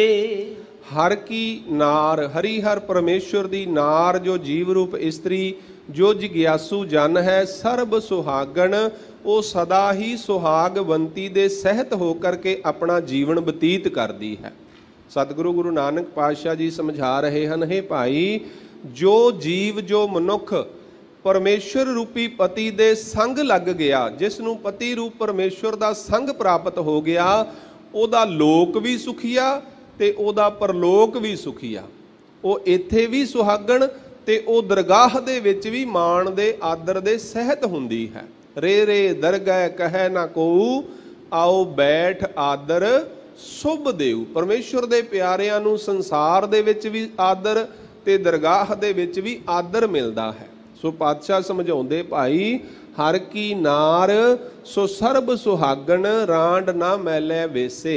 ते ਉਹ ਕਦੇ ਵੀ ਰੰਡੇਪਾ ਨਹੀਂ ਝੱਲਦੀ, ਭਾਵ ਉਹ ਕਦੇ ਵਿਧਵਾ ਨਹੀਂ ਹੁੰਦੀ। ਉਹਦਾ ਪਤੀ ਕਦੇ ਉਸ ਨੂੰ ਛੱਡ ਕੇ ਨਹੀਂ ਜਾਏਗਾ। ਨਾ ਮੈਲੇ ਵੇਸੇ ਤੇ ਨਾ ਹੀ ਉਹਦਾ ਵੇਸ, ਉਹਦਾ ਆਚਰਣ ਮੈਲਾ ਹੋ ਸਕਦਾ ਹੈ। ਜਿਸ ਜੀਵ ਰੂਪ ਇਸਤਰੀ ਨੂੰ ਪਤੀ ਰੂਪ ਪਰਮੇਸ਼ਵਰ ਦਾ ਸੰਗ ਪ੍ਰਾਪਤ ਹੈ, ਉਹਦਾ ਆਚਰਣ, ਉਹਦਾ ਜੀਵਨ ਕਰਮ ਕਦੇ ਮੈਲਾ ਨਹੀਂ ਹੁੰਦਾ ਹੈ। ਨਾਨਕ ਮੈਂ ਵਰ ਸਾਚਾ ਭਾਵੈ, जुग जुग प्रीतम तैसे। ਜਦੋਂ ਇਸ ਪ੍ਰਕਾਰ ਸਤਿਗੁਰੂ ਜਿਗਿਆਸੂ ਰੂਪ ਜੀਵ ਰੂਪ ਇਸਤਰੀ ਨੂੰ ਪਰਮੇਸ਼ਵਰ ਦੇ ਗੁਣਾਂ ਤੋਂ ਵਾਕਿਫ ਕਰਵਾਉਂਦੇ ਹਨ, ਤਾਂ ਫਿਰ ਅੱਗੋਂ ਜੀਵ ਰੂਪ ਜੋ ਜਿਗਿਆਸੂ ਇਸਤਰੀ ਹੈ ਉਹਦਾ ਕਥਨ ਕਰਦੇ ਹੋਏ ਸਤਿਗੁਰ ਬਖਸ਼ਿਸ਼ ਕਰਦੇ, ਨਾਨਕ ਮੈਂ ਵਰ ਸਾਚਾ ਭਾਵੈ। ਭਾਵ ਜੀਵ ਰੂਪ ਇਸਤਰੀ ਦੇ ਹਿਰਦੇ ਦੇ ਅੰਦਰ ਵੀ ਤਾਂਗ ਇੱਛਾ ਜੋ ਹੈ ਉਹ ਜਾਗਰਤ ਹੋਈ ਹੈ ਗੁਰੂ ਦੇ ਦੁਆਰਾ। ਜਦੋਂ ਸਤਿਗੁਰ ਸਾਨੂੰ ਪਰਮੇਸ਼ਵਰ ਦੇ ਬਚਨਾਂ ਤੋਂ ਅਵਗਤ ਕਰਵਾਉਂਦੇ ਹਨ, ਪਰਮੇਸ਼ਵਰ ਦੇ ਸੁਭਾਅ ਤੋਂ ਸਾਨੂੰ ਅਵਗਤ ਕਰਵਾਉਂਦੇ ਹਨ, ਤੇ ਸਾਡੇ ਮਨ ਦੇ ਵਿੱਚ ਵੀ ਲਾਲਸਾ ਹੁੰਦੀ ਹੈ, ਇੱਛਾ ਹੁੰਦੀ ਹੈ, ਸਾਡੇ ਮਨ ਦੇ ਵਿੱਚ ਵੀ ਇਹ ਤਾਂਗ ਹੁੰਦੀ ਹੈ ਵੀ ਐਸਾ ਜੋ ਪਰਮੇਸ਼ਵਰ ਹੈ ਅਸੀਂ ਵੀ ਉਸ ਨੂੰ ਪ੍ਰਾਪਤ ਕਰ ਲਈਏ, ਅਸੀਂ ਵੀ ਉਸ ਦਾ ਸੰਗ ਮਾਣ ਲਈਏ। ਸੋ ਸਤਿਗੁਰ ਪਾਤਸ਼ਾਹ ਬਖਸ਼ਿਸ਼ ਕਰਦੇ, ਮੈਂ ਵਰ ਸਾਚਾ ਭਾਵੈ। ਮੈਨੂੰ ਵੀ ਉਹ ਸੱਚਾ ਪਰਮੇਸ਼ਰ ਰੂਪ ਪਤੀ ਜੋ ਹੈ ਭਾਉਂਦਾ ਹੈ, ਚੰਗਾ ਲੱਗਿਆ ਹੈ। ਜੁਗ ਜੁਗ ਪ੍ਰੀਤਮ ਤੈਸੇ, ਜੁਗਾਂ ਜੁਗਾਂ ਤੋਂ ਜੋ ਪਰਮੇਸ਼ਰ ਹੈ, ਤੈਸੇ ਤੋਂ ਭਾਵ ਉਹੋ ਜਿਹਾ ਹੀ ਹੈ। ਉਹ ਜਿਹੋ ਜਿਹਾ ਸਤਯੁਗ ਵਿੱਚ ਸੀ, ਉਹੋ ਜਿਹਾ ਦੁਆਪਰ ਵਿੱਚ ਸੀ, ਉਹੋ ਜਿਹਾ ਤ੍ਰੇਤੇ ਦੇ ਵਿੱਚ ਸੀ, ਤੇ ਉਹੋ ਜਿਹਾ ਹੀ ਕਲਯੁਗ ਦੇ ਵਿੱਚ ਹੈ। ਉਹਦੇ ਵਿੱਚ ਰੰਚਕ ਮਾਤਰ ਵੀ ਜੋ ਹੈ ਉਹ ਬਦਲਾਵ ਨਹੀਂ ਆਉਂਦਾ, ਉਹ ਬਦਲਦਾ ਨਹੀਂ ਹੈ, ਉਹਦਾ ਸੁਭਾਵ ਨਹੀਂ ਬਦਲਦਾ, ਉਹਦਾ ਟਿਕਾਣਾ ਨਹੀਂ ਬਦਲਦਾ, ਉਹਦੀ ਦਾਤ ਨਹੀਂ ਬਦਲਦੀ, ਉਹਦੀ ਬਖਸ਼ਿਸ਼ ਨਹੀਂ ਬਦਲਦੀ, ਉਹ ਜੁਗ ਜੁਗ ਤੈਸੇ, ਹਰ ਯੁਗ ਦੇ ਵਿੱਚ ਉਹ ਪਰਮੇਸ਼ਵਰ ਇੱਕੋ ਜਿਹਾ ਹੈ। ਬਾਬਾ ਲਗਨ ਗਣਾਏ ਹੰ ਭੀ ਵਈਆਂ, ਸਾਹੁਰੈ ਬਲਰਾਮ ਜੀਓ। ਜੀਵ ਰੂਪ ਇਸਤਰੀ ਜਿਗਿਆਸੂ ਜੋ ਹੈ ਉਹ ਸਤਿਗੁਰ ਦੇ ਸਨਮੁਖ ਅਰਦਾਸ ਕਰਦਾ ਹੈ, ਬੇਨਤੀ ਕਰਦਾ ਹੈ, ਬਾਬਾ ਲਗਨ ਗਨਾਏ, ਮੇਰਾ ਵੀ ਲਗਨ ਤੋਂ ਭਾਵ ਜੋ ਲਗਨ ਹੈ, ਸੰਯੋਗ ਹੈ, ਉਹ ਗਣਾਏ ਤੋਂ ਭਾਵ ਬੰਨਣਾ ਕਰੋ, ਭਾਵ ਮੈਨੂੰ ਵੀ ਉਹ ਅਵਸਰ ਪ੍ਰਾਪਤ ਹੋ ਜਾਏ। ਹੰ ਭੀ ਵਈਆਂ, ਸਾਹੁਰ ਹੈ ਕਿ ਮੈਂ ਵੀ ਉਸ ਪਤੀ ਦੇ ਦੇਸ਼ ਪਰਮੇਸ਼ਵਰ ਦੇ ਦਰ ਤੇ ਜਾ ਸਕਾਂ, ਮੇਰੀ ਵੀ ਗਮਤਾ ਪਰਮੇਸ਼ਵਰ ਤੱਕ ਹੋ ਜਾਵੇ। ਹੇ ਬਾਬਾ ਰੂਪ ਸਤਿਗੁਰੂ, ਮੇਰੇ ਤੇ ਵੀ ਉਹ ਬਖਸ਼ਿਸ਼ ਕਰੋ ਕਿ ਮੇਰੇ ਜੀਵਨ ਦੇ ਵਿੱਚ ਹੀ ਉਹ ਲਗਨ ਦਾ ਸਮਾਂ ਆਵੇ। ਜਿਵੇਂ ਹਰ ਇੱਕ ਜੀਵ ਰੂਪ ਇਸਤਰੀ ਨੂੰ ਇਹ ਇੱਛਾ ਹੁੰਦੀ ਹੈ ਕਿ ਇੱਕ ਦਿਨ ਮੇਰਾ ਵੀ ਵਰ ਜੋ ਹੈ ਉਹ ਮੈਨੂੰ ਵਰਨ ਦੇ ਵਾਸਤੇ, ਮੇਰਾ ਲਾੜਾ ਜੋ ਹੈ ਮੈਨੂੰ ਲੈਣ ਦੇ ਵਾਸਤੇ, ਮੇਰਾ ਪਤੀ ਜੋ ਹੈ ਉਹ ਮੈਨੂੰ ਵਰਨ ਦੇ ਵਾਸਤੇ ਆਵੇ। ਇਸੇ ਤਰ੍ਹਾਂ ਜੀਵ ਰੂਪ ਜਿਗਿਆਸੂ ਇਸਤਰੀ ਜੋ ਮਨ ਹੈ ਉਹ ਸਤਿਗੁਰ ਦੇ ਸਨਮੁਖ ਅਰਦਾਸ ਕਰੇ ਕਿ ਹੇ ਸਤਿਗੁਰ ਕਿਰਪਾ ਕਰੋ, ਬਖਸ਼ਿਸ਼ ਕਰੋ, ਲਗਨ ਗਣਾਏ, ਮੇਰਾ ਵੀ ਸਾਹਾ ਨੀਅਤ ਹੋਵੇ ਕਿ ਮੈਂ ਵੀ ਉਸ ਪਰਮੇਸ਼ਵਰ ਦੇ ਦਰ ਤੇ ਪਹੁੰਚ ਸਕਾਂ। ਬਲਰਾਮ ਜੀਓ, ਹੇ ਰਾਮ ਰਮੇ ਹੋਏ ਪਰਮੇਸ਼ਵਰ, ਸਾਰਿਆਂ ਨੂੰ ਜੀ ਦਾਨ ਦੇਣ ਵਾਲੇ, ਮੈਂ ਤੇਰੇ ਤੋਂ ਬਲਿਹਾਰ ਜਾਵਾਂ। ਸਾਹਾ ਹੁਕਮ ਰਜਾਏ ਸੋ ਨਾ ਟਲੈ, ਜੋ ਪ੍ਰਭ ਕਰੈ ਬਲਰਾਮ ਜੀਓ। ਇਸ ਪੰਕਤੀ ਦੇ ਦੁਆਰਾ ਗੁਰੂ ਨਾਨਕ ਸਾਹਿਬ ਬਖਸ਼ਿਸ਼ ਕਰ ਰਹੇ ਹਨ। ਪਹਿਲੀ ਪੰਕਤੀ ਜਿਗਿਆਸੂ ਦੇ ਵੱਲੋਂ ਹੈ। ਹੁਣ ਸਤਿਗੁਰ ਸੱਚੇ ਪਾਤਸ਼ਾਹ ਬਖਸ਼ਿਸ਼ ਕਰਦੇ ਵੀ ਜਿਸ ਲਗਨ ਦੀ ਤੂੰ ਗੱਲ ਕਰਦੀ ਹੈ, ਜਿਸ ਅਵਸਰ ਦੀ ਤੂੰ ਗੱਲ ਕਰਦੀ ਹੈ ਜਾਂ ਗੱਲ ਕਰਦਾ ਹੈ, ਉਹ ਅਵਸਰ ਪ੍ਰਾਪਤ ਕਿਵੇਂ ਹੋਵੇ। ਸਾਹਾ ਸੰਬਤ ਸਾਹਾ ਲਿਖਿਆ, ਉਹ ਜੋ ਲਿਖਿਆ ਹੋਇਆ ਸਾਹਾ ਹੈ ਉਹ ਕਿਵੇਂ ਪ੍ਰਾਪਤ ਹੋਵੇ। ਸਤਿਗੁਰ ਕਹਿੰਦੇ ਸਾਹਾ ਹੁਕਮ ਰਜ਼ਾਏ, ਹੁਕਮ ਰਜ਼ਾਏ, ਉਹਦੀ ਹੁਕਮ ਰੂਪ ਰਜ਼ਾ ਦੇ ਵਿੱਚ ਚੱਲਣਾ ਹੀ ਉਸ ਅਵਸਰ ਦੀ ਪ੍ਰਾਪਤੀ ਦਾ ਸਾਧਨ ਹੈ। ਜੋ ਪਰਮੇਸ਼ਵਰ ਦਾ ਹੁਕਮ ਹੈ, ਉਸ ਦੀ ਰਜ਼ਾ ਹੈ, ਉਸ ਨੂੰ ਸੱਤ ਕਰਕੇ ਮੰਨਣਾ, ਉਹਦੇ ਉਪਦੇਸ਼ ਦੇ ਅਨੁਸਾਰ ਆਪਣੇ ਜੀਵਨ ਦਾ ਅਨੁਸਰਣ ਕਰਨਾ। ਸਤਿਗੁਰ ਕਹਿੰਦੇ ਸਾਹਾ ਹੁਕਮ ਰਜ਼ਾਏ ਸੋ ਨਾ ਟਲੈ, ਉਹ ਟਲ ਨਹੀਂ ਸਕਦਾ। ਜੋ ਸਾਹਾ ਪਰਮੇਸ਼ਵਰ ਨੇ ਬੰਨ ਦਿੱਤਾ ਹੈ ਉਹ ਤੇ ਆ ਹੀ ਜਾਣਾ ਹੈ। ਸਤਿਗੁਰ ਪਾਤਸ਼ਾਹ ਬਖਸ਼ਿਸ਼ ਕਰਦੇ, ਉਹ ਟਲੇਗਾ ਨਹੀਂ, ਉਹ ਤੇ ਆ ਹੀ ਰਿਹਾ ਹੈ, ਉਹ ਤੇ ਸਮਾਂ ਨਜ਼ਦੀਕ ਆ ਰਿਹਾ ਹੈ। ਪਰ ਇਸ ਤੋਂ ਪਹਿਲਾਂ ਵੀ ਉਹ ਅਵਸਰ ਨਜ਼ਦੀਕ ਆਵੇ, ਸਿਰ ਤੇ ਆ ਜਾਵੇ, ਉਹਦੇ ਵਾਸਤੇ ਉਹਦੇ ਹੁਕਮ ਦੇ ਵਿੱਚ ਚੱਲਣਾ, ਉਹਦੀ ਰਜ਼ਾ ਦੇ ਵਿੱਚ ਰਹਿਣਾ। ਸਤਿਗੁਰ ਪਾਤਸ਼ਾਹ ਬਖਸ਼ਿਸ਼ ਕਰਦੇ ਸੋ ਨਾ ਟਲੈ, ਜੋ ਪ੍ਰਭ ਕਰੈ, ਜੋ ਪਰਮੇਸ਼ਵਰ ਨੇ ਕਰ ਦਿੱਤਾ ਹੈ, ਜੋ ਲੇਖ ਸਾਡੇ ਮਸਤਕ ਤੇ ਲਿਖ ਦਿੱਤਾ ਹੈ, ਉਹਨੂੰ ਕੋਈ ਮੇਟ ਨਹੀਂ ਸਕਦਾ। ਹੇ ਰਮੇ ਹੋਏ ਰਾਮ ਪਰਮੇਸ਼ਵਰ, ਮੈਂ ਤੇਥੋਂ ਬਲਿਹਾਰ ਜਾਵਾਂ। ਕਿਰਤ ਪਿਆ ਕਰਤੈ ਕਰ ਪਾਇਆ, ਮੀਟ ਨ ਸਕੈ ਕੋਈ। ਸਤਿਗੁਰ ਪਾਤਸ਼ਾਹ ਸਮਝਾਉਂਦੇ ਹਨ, ਹੇ ਜੀਵ ਰੂਪ ਇਸਤਰੀ, ਹੇ ਗੁਰਮੁਖ ਜਨੋ, ਹੇ ਪਿਆਰਿਓ, ਕਿਰਤ ਪਿਆ ਕਰਤੈ ਕਰ ਪਾਇਆ। ਕਿਰਤ ਜੋ ਪੁਰਬਲੇ ਕੀਤੇ ਹੋਏ ਕਰਮਾਂ ਦਾ ਫਲ ਹੈ, ਉਹ ਪਰਮਾਤਮਾ ਨੇ ਸਾਡੀ ਝੋਲੀ ਦੇ ਵਿੱਚ ਪਾ ਦਿੱਤਾ ਹੈ। ਜੋ ਅਸੀਂ ਇਸ ਜੀਵਨ ਦੇ ਵਿੱਚ ਜੀਵਨ ਭੋਗ ਰਹੇ ਹਾਂ, ਦੁੱਖ ਸੁੱਖ ਭੋਗ ਰਹੇ ਹਾਂ, ਉਹ ਸਾਡਾ ਆਪਣਾ ਕੀਤਾ ਹੋਇਆ ਪੁਰਬਲਾ ਕਰਮ ਹੈ। ਆਪਣੇ ਕੀਤੇ ਹੋਏ ਪੁਰਬਲੇ ਕਰਮਾਂ ਦੇ ਕਰਕੇ ਹੀ ਸਤਿਗੁਰ ਕਹਿੰਦੇ ਕਿਰਤ ਪਿਆ ਕਰਤੈ ਕਰ ਪਾਇਆ, ਮੇਟ ਨਾ ਸਕੈ ਕੋਈ, ਤੇ ਉਸ ਨੂੰ ਕੋਈ ਦੂਸਰਾ ਮੇਟ ਨਹੀਂ ਸਕਦਾ। ਜੋ ਪ੍ਰਮਾਤਮਾ ਨੇ ਕਰ ਦਿੱਤਾ, ਕਿਸੇ ਦੀ ਤਾਕਤ ਨਹੀਂ ਹੈ ਕਿ ਪਰਮੇਸ਼ਵਰ ਦੇ ਕੀਤੇ ਹੋਏ ਨੂੰ ਮੇਟ ਸਕੇ। ਪਰ ਗੁਰੂ ਨਾਨਕ ਸਾਹਿਬ ਜੀ ਦੇ ਘਰ ਦੀ ਵਡਿਆਈ ਹੈ, ਸੋਭਾ ਹੈ। ਗੁਰੂ ਨਾਨਕ ਸਾਹਿਬ ਸੱਚੇ ਪਾਤਸ਼ਾਹ ਜੀ ਨੂੰ ਪਰਮਾਤਮਾ ਨੇ ਇਹ ਕਿਰਪਾ ਬਖਸ਼ਿਸ਼ ਦਿੱਤੀ ਹੈ ਕਿ ਪਰਮਾਤਮਾ ਦੇ ਲਿਖੇ ਨੂੰ ਗੁਰੂ ਨਾਨਕ ਸਾਹਿਬ ਬਦਲ ਦਿੰਦੇ ਹਨ। ਗੁਰੂ ਨਾਨਕ ਸਾਹਿਬ ਉਹਨੂੰ ਬਦਲ ਸਕਦੇ ਹਨ। ਇਹ ਗੁਰੂ ਨਾਨਕ ਸਾਹਿਬ ਜੀ ਦੇ ਦਰ ਦੀ ਬਖਸ਼ਿਸ਼ ਹੈ। ਜਾਂ ਪਰਮਾਤਮਾ ਦੇ ਜੋ ਭਗਤ ਪਰਮੇਸ਼ਰ ਪਿਆਰੇ ਹੁੰਦੇ ਹਨ, ਉਹ ਪਰਮਾਤਮਾ ਦੇ ਲੇਖ ਬਦਲ ਦਿਆ ਕਰਦੇ ਹਨ। ਜਾਨੀ ਨਾਉ ਨਰਹਿ ਨਿਹ ਕੇਵਲ, ਰਵ ਰਹਿਆ ਤਿਹੁ ਲੋਈ। ਗਿਆਨੀ ਤੋਂ ਭਾਵ ਹੈ ਜੋ ਲਾੜਾ ਹੈ। ਨਾਉ ਨਰਹਿ ਨਿਹ ਕੇਵਲ, ਜਿਹਦਾ ਨਾਮ ਸਦਾ ਕਾਇਮ ਰਹਿਣ ਵਾਲਾ ਹੈ, ਜੋ ਸਾਰਿਆਂ ਤੋਂ ਨਿਹ ਕੇਵਲ ਤੋਂ ਭਾਵ ਨਿਰਲੇਪ ਹੈ। ਰਵ ਰਹਿਆ ਤਿਹੁ ਲੋਈ, ਉਹ ਲਾੜਾ ਕੈਸਾ ਹੈ? ਜੀਵ ਰੂਪ ਜਗਿਆਸੂ ਇਸਤਰੀ ਨੂੰ ਸਤਿਗੁਰ ਪਾਤਸ਼ਾਹ ਸਮਝਾਉਂਦੇ ਹਨ, ਜਿਵੇਂ ਸਖੀਆਂ ਦੱਸਦੀਆਂ ਹਨ ਨਾ, ਬਰਾਤ ਦੇਖ ਕੇ ਬਰਾਤ ਆਉਂਦੀ ਹੋਵੇ ਨਾ ਤੇ ਸਖੀਆਂ ਆਪਣੀ ਜੋ ਸਹੇਲੀ ਨੂੰ ਦੱਸਦੀਆਂ ਹਨ ਵੀ ਤੇਰਾ ਜੰਝ ਐਸੀ ਹੈ, ਤੇਰਾ ਜਾਨੀ ਲਾੜਾ ਇਸ ਤਰ੍ਹਾਂ ਦਾ ਲੱਗ ਰਿਹਾ ਹੈ। ਸੋ ਇੱਥੇ ਵੀ ਸਤਿਗੁਰ ਪਾਤਸ਼ਾਹ ਜੀ ਉਸੇ ਅਲੰਕਾਰ ਦੇ ਰੂਪ ਅੰਦਰ ਸਮਝਾਉਂਦੇ ਹੋਏ ਬਖਸ਼ਿਸ਼ ਕਰਦੇ ਹਨ। ਜਾਨੀ ਉਹ ਜੋ ਲਾੜਾ ਹੈ, ਨਾਉ ਜਿਸ ਦਾ ਨਾਮ ਵੱਡਾ ਹੈ, ਨਰ ਹੈ ਨਿਹ ਕੇਵਲ, ਜੋ ਸਾਰਿਆਂ ਨਰ ਹੈ ਜੋ ਜੀਵ ਹਨ ਉਹਨਾਂ ਤੋਂ ਨਿਹ ਕੇਵਲ ਨਿਰਲੇਪ ਹੈ, ਭਾਵ ਸਭ ਤੋਂ ਸੁੰਦਰ ਹੈ, ਸਭ ਤੋਂ ਉੱਚਾ ਹੈ। ਰਵ ਰਹਿਆ ਤਿਹ ਲੋਈ, ਉਹ ਤਿੰਨਾਂ ਲੋਕਾਂ ਦੇ ਵਿੱਚ ਰਵਿਆ ਹੋਇਆ ਹੈ, ਸਮਾਇਆ ਹੋਇਆ ਹੈ। ਮਾਏ ਨਿਰਾਸੀ ਰੋਏ ਵਿਸ਼ੁਨੀ, ਬਾਲੀ ਬਾਲੈ ਹੇਤੇ। ਫਿਰ ਸਤਿਗੁਰ ਪਾਤਸ਼ਾਹ ਅੱਗੇ ਸਮਝਾਉਂਦੇ ਹਨ, ਮਾਏ ਨਿਰਾਸੀ, ਜਦੋਂ ਲਾੜਾ ਆਪਣੀ ਪਤਨੀ ਨੂੰ ਜੀਵ ਰੂਪ ਇਸਤਰੀ ਨੂੰ ਵਿਆਹ ਕੇ ਲੈ ਜਾਂਦਾ ਹੈ ਤੇ ਮਾਤਾ ਜਦੋਂ ਫਿਰ ਆਪਣੀ ਬੱਚੀ ਦਾ ਪੁੱਤਰੀ ਦਾ ਜੋ ਡੋਲਾ ਤੋੜ ਕੇ ਤੇ ਫਿਰ ਉਦਾਸ ਹੋ ਜਾਂਦੀ ਹੈ।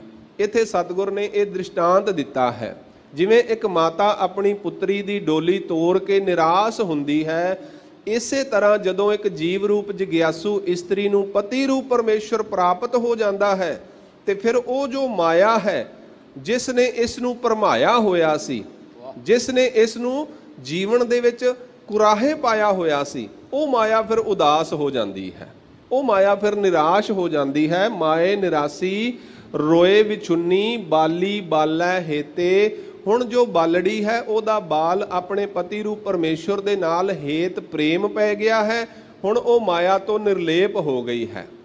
ਜਿਵੇਂ ਭਗਤ ਕਬੀਰ ਸਾਹਿਬ ਕਹਿੰਦੇ ਹਨ ਨਾ, ਕਬੀਰ ਆਈ ਮੁਝੇ ਪੈ ਅਨਕ ਕਰੇ ਕਰ ਭੇਸ, ਉਨ ਹਮ ਰਾਖੇ ਗੁਰ ਆਪਣੇ ਉਨ ਕੀਨੋ ਆਦੇਸ। ਭਾਵ ਹੁਣ ਮਾਇਆ ਜੋ ਹੈ ਉਹ ਨਿਰਾਸ਼ ਹੋ ਗਈ ਕਿ ਹੁਣ ਇਹ ਮੇਰੇ ਕਾਬੂ ਵਿੱਚ ਨਹੀਂ ਆਉਂਦਾ, ਹੁਣ ਇਹ ਮੇਰੇ ਵੱਸ ਵਿੱਚ ਨਹੀਂ ਆਉਂਦਾ, ਹੁਣ ਮੈਂ ਇਸ ਨੂੰ ਭਰਮਾ ਨਹੀਂ ਸਕਦੀ।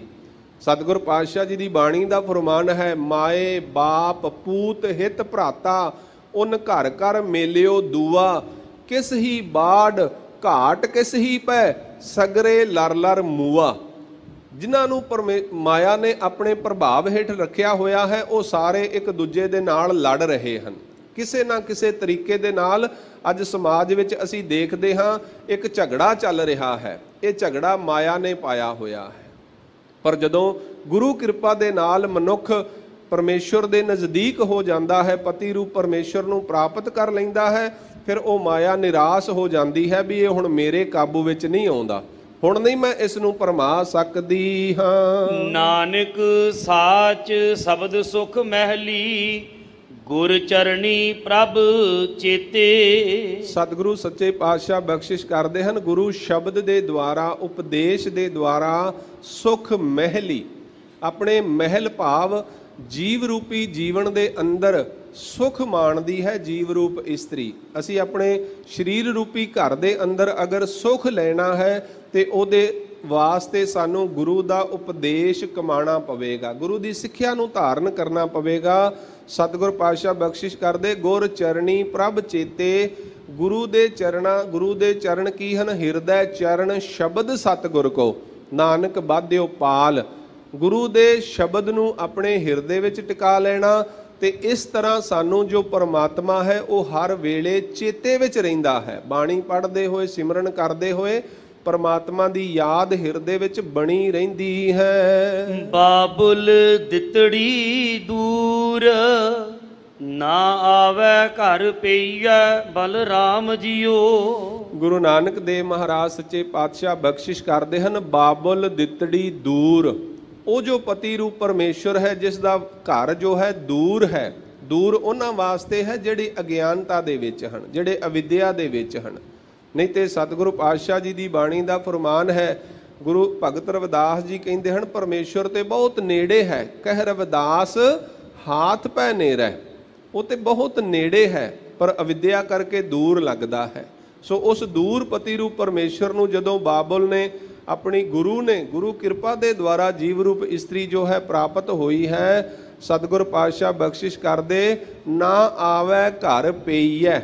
ਫਿਰ ਉਹ ਦੁਬਾਰਾ ਪਈਐ ਤੋਂ ਭਾਵ ਇਸ ਮਾਤ ਲੋਕ ਦੇ ਵਿੱਚ ਦੁਬਾਰਾ ਉਹਦਾ ਆਉਣਾ ਨਹੀਂ ਹੁੰਦਾ। ਬਹੁਰ ਹਮ ਕਾਹੇ ਆਵਹਿੰਗੇ, ਆਵਣ ਜਾਣਾ ਹੁਕਮ ਤਿਸੈ ਕਾ, ਹੁਕਮੈ ਬੂਝ ਸਮਾਵਹਿਗੇ। ਜਦੋਂ ਗੁਰੂ ਨੇ ਕਿਰਪਾ ਕੀਤੀ, ਸਾਨੂੰ ਹੁਕਮ ਸਮਝ ਵਿੱਚ ਆ ਗਿਆ, ਸਾਨੂੰ ਗੁਰੂ ਦਾ ਉਪਦੇਸ਼ ਸਮਝ ਵਿੱਚ ਆ ਗਿਆ, ਫਿਰ ਅਸੀਂ ਬਾਰ-ਬਾਰ ਜੰਮਣ ਤੇ ਮਰਨ ਦੇ ਗੇੜ ਵਿੱਚ ਨਹੀਂ ਪੈਂਦੇ।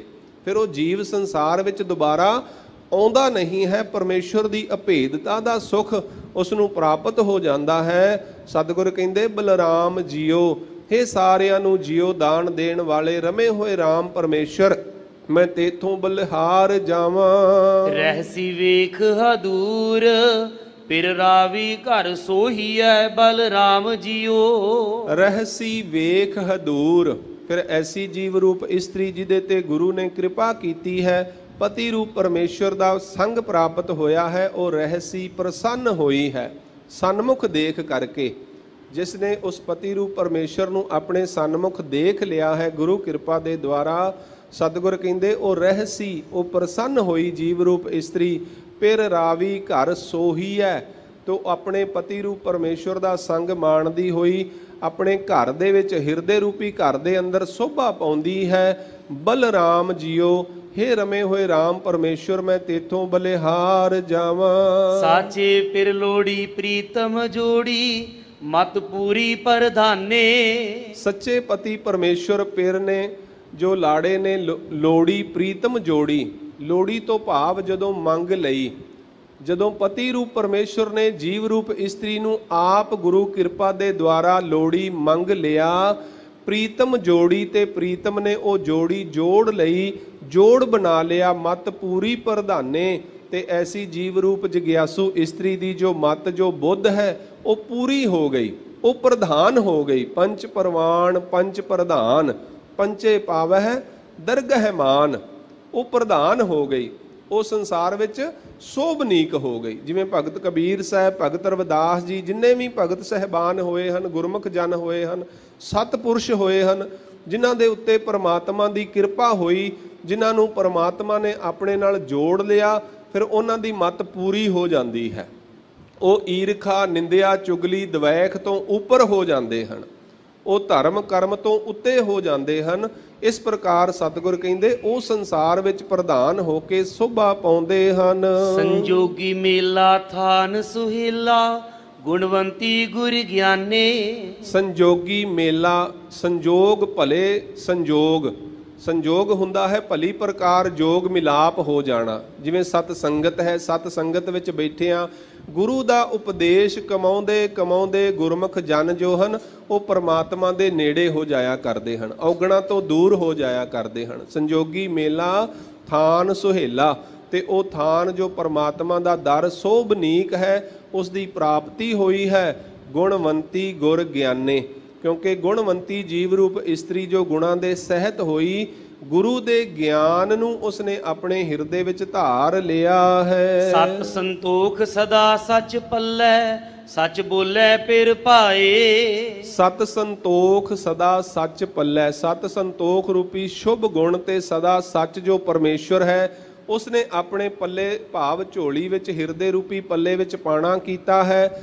ਸੱਚ ਬੋਲੇ ਫਿਰ ਭਾਏ, ਤੇ ਉਹ ਜੀਵ ਰੂਪ ਇਸਤਰੀ ਫਿਰ ਸੱਤ ਦਾ ਧਾਰਨੀ ਹੋ ਕਰਕੇ, ਮਨੁੱਖ ਜੋ ਹੈ ਸੱਤ ਬੋਲੇ, ਹਮੇਸ਼ਾ ਸੱਚ ਹੀ ਬੋਲਦਾ ਹੈ, ਤੇ ਉਹਦੇ ਸੱਚ ਬੋਲਣ ਕਰਕੇ, ਸ਼ੁਭ ਗੁਣਾ ਕਰਕੇ ਉਹ ਆਪਣੇ ਪਤੀ ਰੂਪ ਪਰਮੇਸ਼ਵਰ ਨੂੰ ਭਾਉਂਦਾ ਹੈ। ਨਾਨਕ ਵਿਛੜ ਨਾ ਦੁਖ ਪਾਏ, ਗੁਰਮਤਿ ਅੰਕ ਸਮਾਏ। ਗੁਰੂ ਨਾਨਕ ਸਾਹਿਬ ਸੱਚੇ ਪਾਤਸ਼ਾਹ ਸ਼ਬਦ ਦੀ ਅਖੀਰਲੀ ਪੰਕਤੀ ਵਿੱਚ ਬਖਸ਼ਿਸ਼ ਕਰਦੇ ਹਨ, ਨਾਨਕ ਵਿਛੜ ਨਾ ਦੁੱਖ ਪਾਏ। ਕੌਣ ਨਹੀਂ ਦੁਬਾਰਾ ਵਿਛੜ ਕੇ ਦੁੱਖ ਪਾਏਗਾ? ਗੁਰਮਤ ਅੰਕ ਸਮਾਏ, ਜਿਸ ਨੇ ਗੁਰਮਤ ਨੂੰ ਧਾਰਨ ਕਰਕੇ ਪਤੀ ਰੂਪ ਪਰਮੇਸ਼ਵਰ ਦੀ ਅੰਕ ਬੁੱਕਲ ਨੂੰ ਪ੍ਰਾਪਤ ਕਰ ਲਿਆ, ਐਸੀ ਜੀਵ ਰੂਪ ਇਸਤਰੀ ਜੋ ਹੈ ਉਹ ਕਦੇ ਵੀ ਵਿਛੜ ਕਰਕੇ ਵਿਛੋੜੇ ਦਾ ਦੁੱਖ ਜੋ ਹੈ ਉਹ ਸਹਾਰਦੀ ਨਹੀਂ ਹੈ। ਬਿਲਾਵਲ ਗੋਂਡ ਆਜ ਨਾਮੇ ਬੀਠਲ ਦੇਖਿਆ, ਮੂਰਖ ਕੋ ਸਮਝਾਉ ਰੇ। ਬਿਲਾਵਲ ਰਾਗ ਦੇ ਦੁਆਰਾ ਭਗਤ ਨਾਮਦੇਵ ਜੀ ਗੋਂਡ ਰਾਗ ਦੇ ਅੰਦਰ ਅੱਜ ਦਾ ਪਾਵਨ ਉਪਦੇਸ਼ ਜੋ ਲੜੀਵਾਰ ਸ਼ਬਦ ਵਿਚਾਰ ਹੈ ਉਹਦੇ ਅੰਦਰ ਬਖਸ਼ਿਸ਼ ਕਰ ਰਹੇ ਹਨ। ਆਜ ਨਾਮੇ ਬੀਠਲ ਦੇਖਿਆ, ਇਸ ਸ਼ਬਦ ਦੇ ਦੁਆਰਾ ਭਗਤ ਨਾਮਦੇਵ ਜੀ ਬਖਸ਼ਿਸ਼ ਕਰਦੇ ਹੋਏ ਦੱਸਦੇ ਹਨ ਕਿ ਨਾਮੇ ਨੇ ਉਸ ਬੀਠਲ ਜੋ ਪਰਮੇਸ਼ਵਰ ਹੈ ਉਸ ਨੂੰ ਦੇਖ ਲਿਆ ਹੈ, ਉਸ ਦੀ ਸਾਖਿਆਤ ਹਾਸਲ ਕਰ ਲਈ ਹੈ, ਤੇ ਹੁਣ ਮੈਂ ਉਹਨਾਂ ਮੂਰਖਾਂ ਨੂੰ ਸਮਝਾਉਂਦਾ ਹਾਂ। ਭਗਤ ਨਾਮਦੇਵ ਜੀ ਕਹਿੰਦੇ ਮੂਰਖ ਕਉ ਸਮਝਾਉ ਰੇ, ਮੈਂ ਉਸ ਮੂਰਖ ਨੂੰ ਸਿੱਖਿਆ ਦੇ ਰਿਹਾ ਹਾਂ ਜਿਹੜਾ ਧਰਮ ਕਰਮ ਅਡੰਬਰ ਦੇ ਵਿੱਚ ਫਸਿਆ ਹੋਇਆ ਹੈ, ਜਿਹੜਾ ਵਹਿਮਾਂ ਭਰਮਾਂ ਦੇ ਵਿੱਚ ਫਸਿਆ ਹੋਇਆ ਹੈ, ਜਾਤ ਪਾਤ ਦੇ ਵਿੱਚ ਫਸਿਆ ਹੋਇਆ, ਆਪਣੇ ਆਪ ਨੂੰ ਉੱਚ ਜਾਤੀ ਦਾ ਕਹਾਉਂਦਾ ਹੈ। ਰਹਾਉ ਵਿਸ਼ਰਾਮ ਦੇ ਕਰਕੇ ਭਗਤ ਨਾਮਦੇਵ ਜੀ ਬਖਸ਼ਿਸ਼ ਕਰਦੇ। ਪਾਂਡੇ ਤੁਮਰੀ ਗਾਇਤਰੀ ਲੋਧੇ ਕਾ ਖੇਤ ਖਾਤੀ ਥੀ। ਇੱਕ ਪਾਂਡੇ ਤੋਂ ਭਾਵ ਪੰਡਤ ਨੇ ਭਗਤ ਨਾਮਦੇਵ ਜੀ ਨੂੰ ਕਿਹਾ ਕਿ ਨਾਮਦੇਵ ਤੂੰ ਗਾਇਤਰੀ ਦਾ ਭਜਨ ਕਰਿਆ ਕਰ, ਗਾਇਤਰੀ ਮੰਤਰ ਦਾ ਜਾਪ ਕਰਿਆ ਕਰ, ਇਹਦੇ ਜਾਪ ਦੇ ਨਾਲ ਤੈਨੂੰ ਮੋਕਸ਼ ਦੀ ਪ੍ਰਾਪਤੀ ਹੋਵੇਗੀ। ਤੇ ਭਗਤ ਨਾਮਦੇਵ ਜੀ ਕਹਿਣ ਲੱਗੇ ਪਾਂਡੇ ਤੁਮਰੀ ਗਾਇਤਰੀ ਲੋਧੇ ਕਾ ਖੇਤ ਖਾਤੀ ਥੀ। ਮੈਨੂੰ ਪਤਾ ਹੈ, ਮੈਂ ਪੜ੍ਹਿਆ ਹੈ ਤੁਹਾਡੇ ਧਾਰਮਿਕ ਗ੍ਰੰਥਾਂ ਦੇ ਵਿੱਚ ਕਿ ਜਿਸ ਨੂੰ ਤੋਂ ਗਾਇਤਰੀ ਜੋ ਗਾਇਤਰੀ ਸਰਸਵਤੀ ਤੇ ਇਹ ਜੋ ਬ੍ਰਹਮਾ ਦੀਆਂ 3 ਇਸਤਰੀਆਂ ਮੰਨੀਆਂ ਗਈਆਂ ਹਨ। ਬ੍ਰਹਮਾ ਤੋਂ ਸ਼ਰਾਪ ਲੈ ਕਰਕੇ ਤੇ ਗਾਇਤਰੀ ਜੋ ਹੈ ਗਊ ਰੂਪ ਹੋ ਕੇ ਮਾਤ ਲੋਕ ਦੇ ਵਿੱਚ ਵਿਚਰਦੀ ਹੈ, ਐਸੀ ਸਨਾਤਨ ਦੇ ਵਿੱਚ ਵਾਰਤਾ ਹੈ। ਸੋ ਭਗਤ ਨਾਮਦੇਵ ਜੀ ਕਥਨ ਕਰਦੇ ਵੀ ਮੈਂ ਦੇਖਿਆ ਹੈ ਜੋ ਗਾਇਤਰੀ ਲੋਧੇ ਜੋ ਭਾਵ ਦਾ ਕਿਸਾਨ ਦਾ ਖੇਤ ਉਹਦੇ ਵਿੱਚ ਚਰ ਰਹੀ ਸੀ। ਲੇਕਰ ਠੇਗਾ ਟਗਰੀ ਤੋਰੀ ਲਾਂਗਤ ਲਾਂਗਤ ਜਾਤੀ ਥੀ। ਤੇ ਤੁਹਾਡੇ ਧਾਰਮਿਕ ਗ੍ਰੰਥਾਂ ਦੇ ਵਿੱਚ ਲਿਖਿਆ ਹੋਇਆ ਹੈ ਵੀ ਉਸ ਕਿਸਾਨ ਨੇ, ਉਸ ਜ਼ਿਮੀਂਦਾਰ ਨੇ ਲੱਕੜੀ ਤੋਂ ਭਾਵ ਡਾਂਗ ਮਾਰ ਕੇ ਉਸ ਗਊ ਦੀ ਲੱਤ ਜਿਹੜੀ ਹੈ ਤੋੜ ਦਿੱਤੀ ਤੇ ਉਹ ਲੰਗੜੀ ਹੋ ਗਈ। ਸੋ ਭਾਵ ਭਗਤ ਨਾਮਦੇਵ ਜੀ ਕਥਨ ਕਰਦੇ ਵੀ ਐਸੀਆਂ ਜੋ ਕਹਾਣੀਆਂ ਤੁਸੀਂ ਆਪਣੀ ਗਾਇਤਰੀ ਦੇ ਬਾਰੇ ਆਪ ਹੀ ਆਪਣੇ ਧਾਰਮਿਕ ਗ੍ਰੰਥਾਂ ਵਿੱਚ ਲਿਖੀਆਂ ਹਨ। ਪਾਂਡੇ ਤੁਮਰਾ ਮਹਾਦੇਵ ਧੋਲੇ ਬਲਦ ਚੜਿਆ ਆਵਤ ਦੇਖਿਆ ਥਾ। ਫਿਰ ਉਹ ਕਹਿਣ ਲੱਗਾ ਵੀ ਤੂੰ ਮਹਾਦੇਵ ਦੀ ਪੂਜਾ ਕਰ ਲਿਆ ਕਰ, ਮਹਾਦੇਵ ਦੀ ਪੂਜਾ ਦਾ ਤੈਨੂੰ ਵੱਡਾ ਫਲ ਪ੍ਰਾਪਤ ਹੋ ਸਕਦਾ ਹੈ। ਤੇ ਭਗਤ ਨਾਮਦੇਵ ਜੀ ਕਹਿਣ ਲੱਗੇ ਮੈਂ ਪੜ੍ਹਿਆ ਹੈ ਤੁਹਾਡੇ ਧਾਰਮਿਕ ਗ੍ਰੰਥਾਂ ਨੂੰ, ਤੁਹਾਡੇ ਧਾਰਮਿਕ ਗ੍ਰੰਥਾਂ ਦੇ ਵਿੱਚ ਮਹਾਦੇਵ ਜੋ ਸ਼ਿਵ ਹੈ, ਸ਼ਿਵ ਜੀ ਹੈ, ਉਹਦੇ ਬਾਰੇ ਵੀ ਲਿਖਿਆ ਹੈ ਵੀ ਉਹ ਵੀ ਧੌਲੇ ਬਲਦ ਦੇ ਉੱਤੇ ਚੜਿਆ ਹੋਇਆ ਆ ਰਿਹਾ ਹੈ। ਮੋਦੀ ਕੇ ਕਰ ਖਾਣਾ ਪਾਕਾ ਵਾਕਾ ਲੜਕਾ ਮਾਰਿਆ ਥਾ। ਸੋ ਐਸੀਆਂ ਕਹਾਣੀਆਂ ਹਨ ਕਿ ਇੱਕ ਕਿਸੇ ਜਿਗਿਆਸੂ ਨੇ ਜੋ ਸ਼ਿਵ ਜੀ ਦੇ ਵਾਸਤੇ ਇੱਕ ਦਿਨ ਲੰਗਰ ਤਿਆਰ ਕੀਤਾ ਵੀ ਮੇਰੇ ਘਰ ਆਓ ਤੇ ਪ੍ਰਸ਼ਾਦਾ ਛਕੋ। ਤੇ ਸ਼ਿਵ ਜੀ ਉਹਦੇ ਘਰ ਪਹੁੰਚ ਗਏ ਪ੍ਰਸ਼ਾਦਾ ਛਕਣ ਵਾਸਤੇ। ਉੱਥੇ ਕਿਸੇ ਗੱਲ ਨੂੰ ਲੈ ਕੇ ਵਿਵਾਦ ਹੋ ਗਿਆ ਤੇ ਸ਼ਿਵ ਜੀ ਜੋ ਹੈ ਉਹ ਕ੍ਰੋਧਿਤ ਹੋ ਕਰਕੇ ਤੇ ਉਸ ਦੇ ਘਰ ਦੇ ਵਿੱਚ ਉਹਦੇ ਬੱਚੇ ਨੂੰ ਸ਼ਰਾਪ ਦੇ ਕੇ ਤੇ ਮ੍ਰਿਤਿੂ ਨੂੰ ਪ੍ਰਾਪਤ ਕਰ ਦਿੱਤਾ। ਉਹ ਕਹਿੰਦੇ ਵੀ ਐਸੀ ਸ਼ਿਵ ਜੀ ਦੀ ਉਪਾਸਨਾ ਦਾ ਮੈਨੂੰ ਕੀ ਲਾਭ ਹੈ ਜਿਹੜਾ ਗਲ-ਗਲ ਦੇ ਉੱਤੇ ਕ੍ਰੋਧਿਤ ਹੋ ਜਾਵੇ, ਜਿਹੜਾ ਆਇਆ ਤੇ ਲੰਗਰ ਛਕਣ ਸੀ ਤੇ ਜਾਂਦਾ ਜਾਂਦਾ ਸ਼ਰਾਪ ਦੇ ਕਰਕੇ ਬੱਚੇ ਨੂੰ ਹੀ ਮਾਰ ਗਿਆ।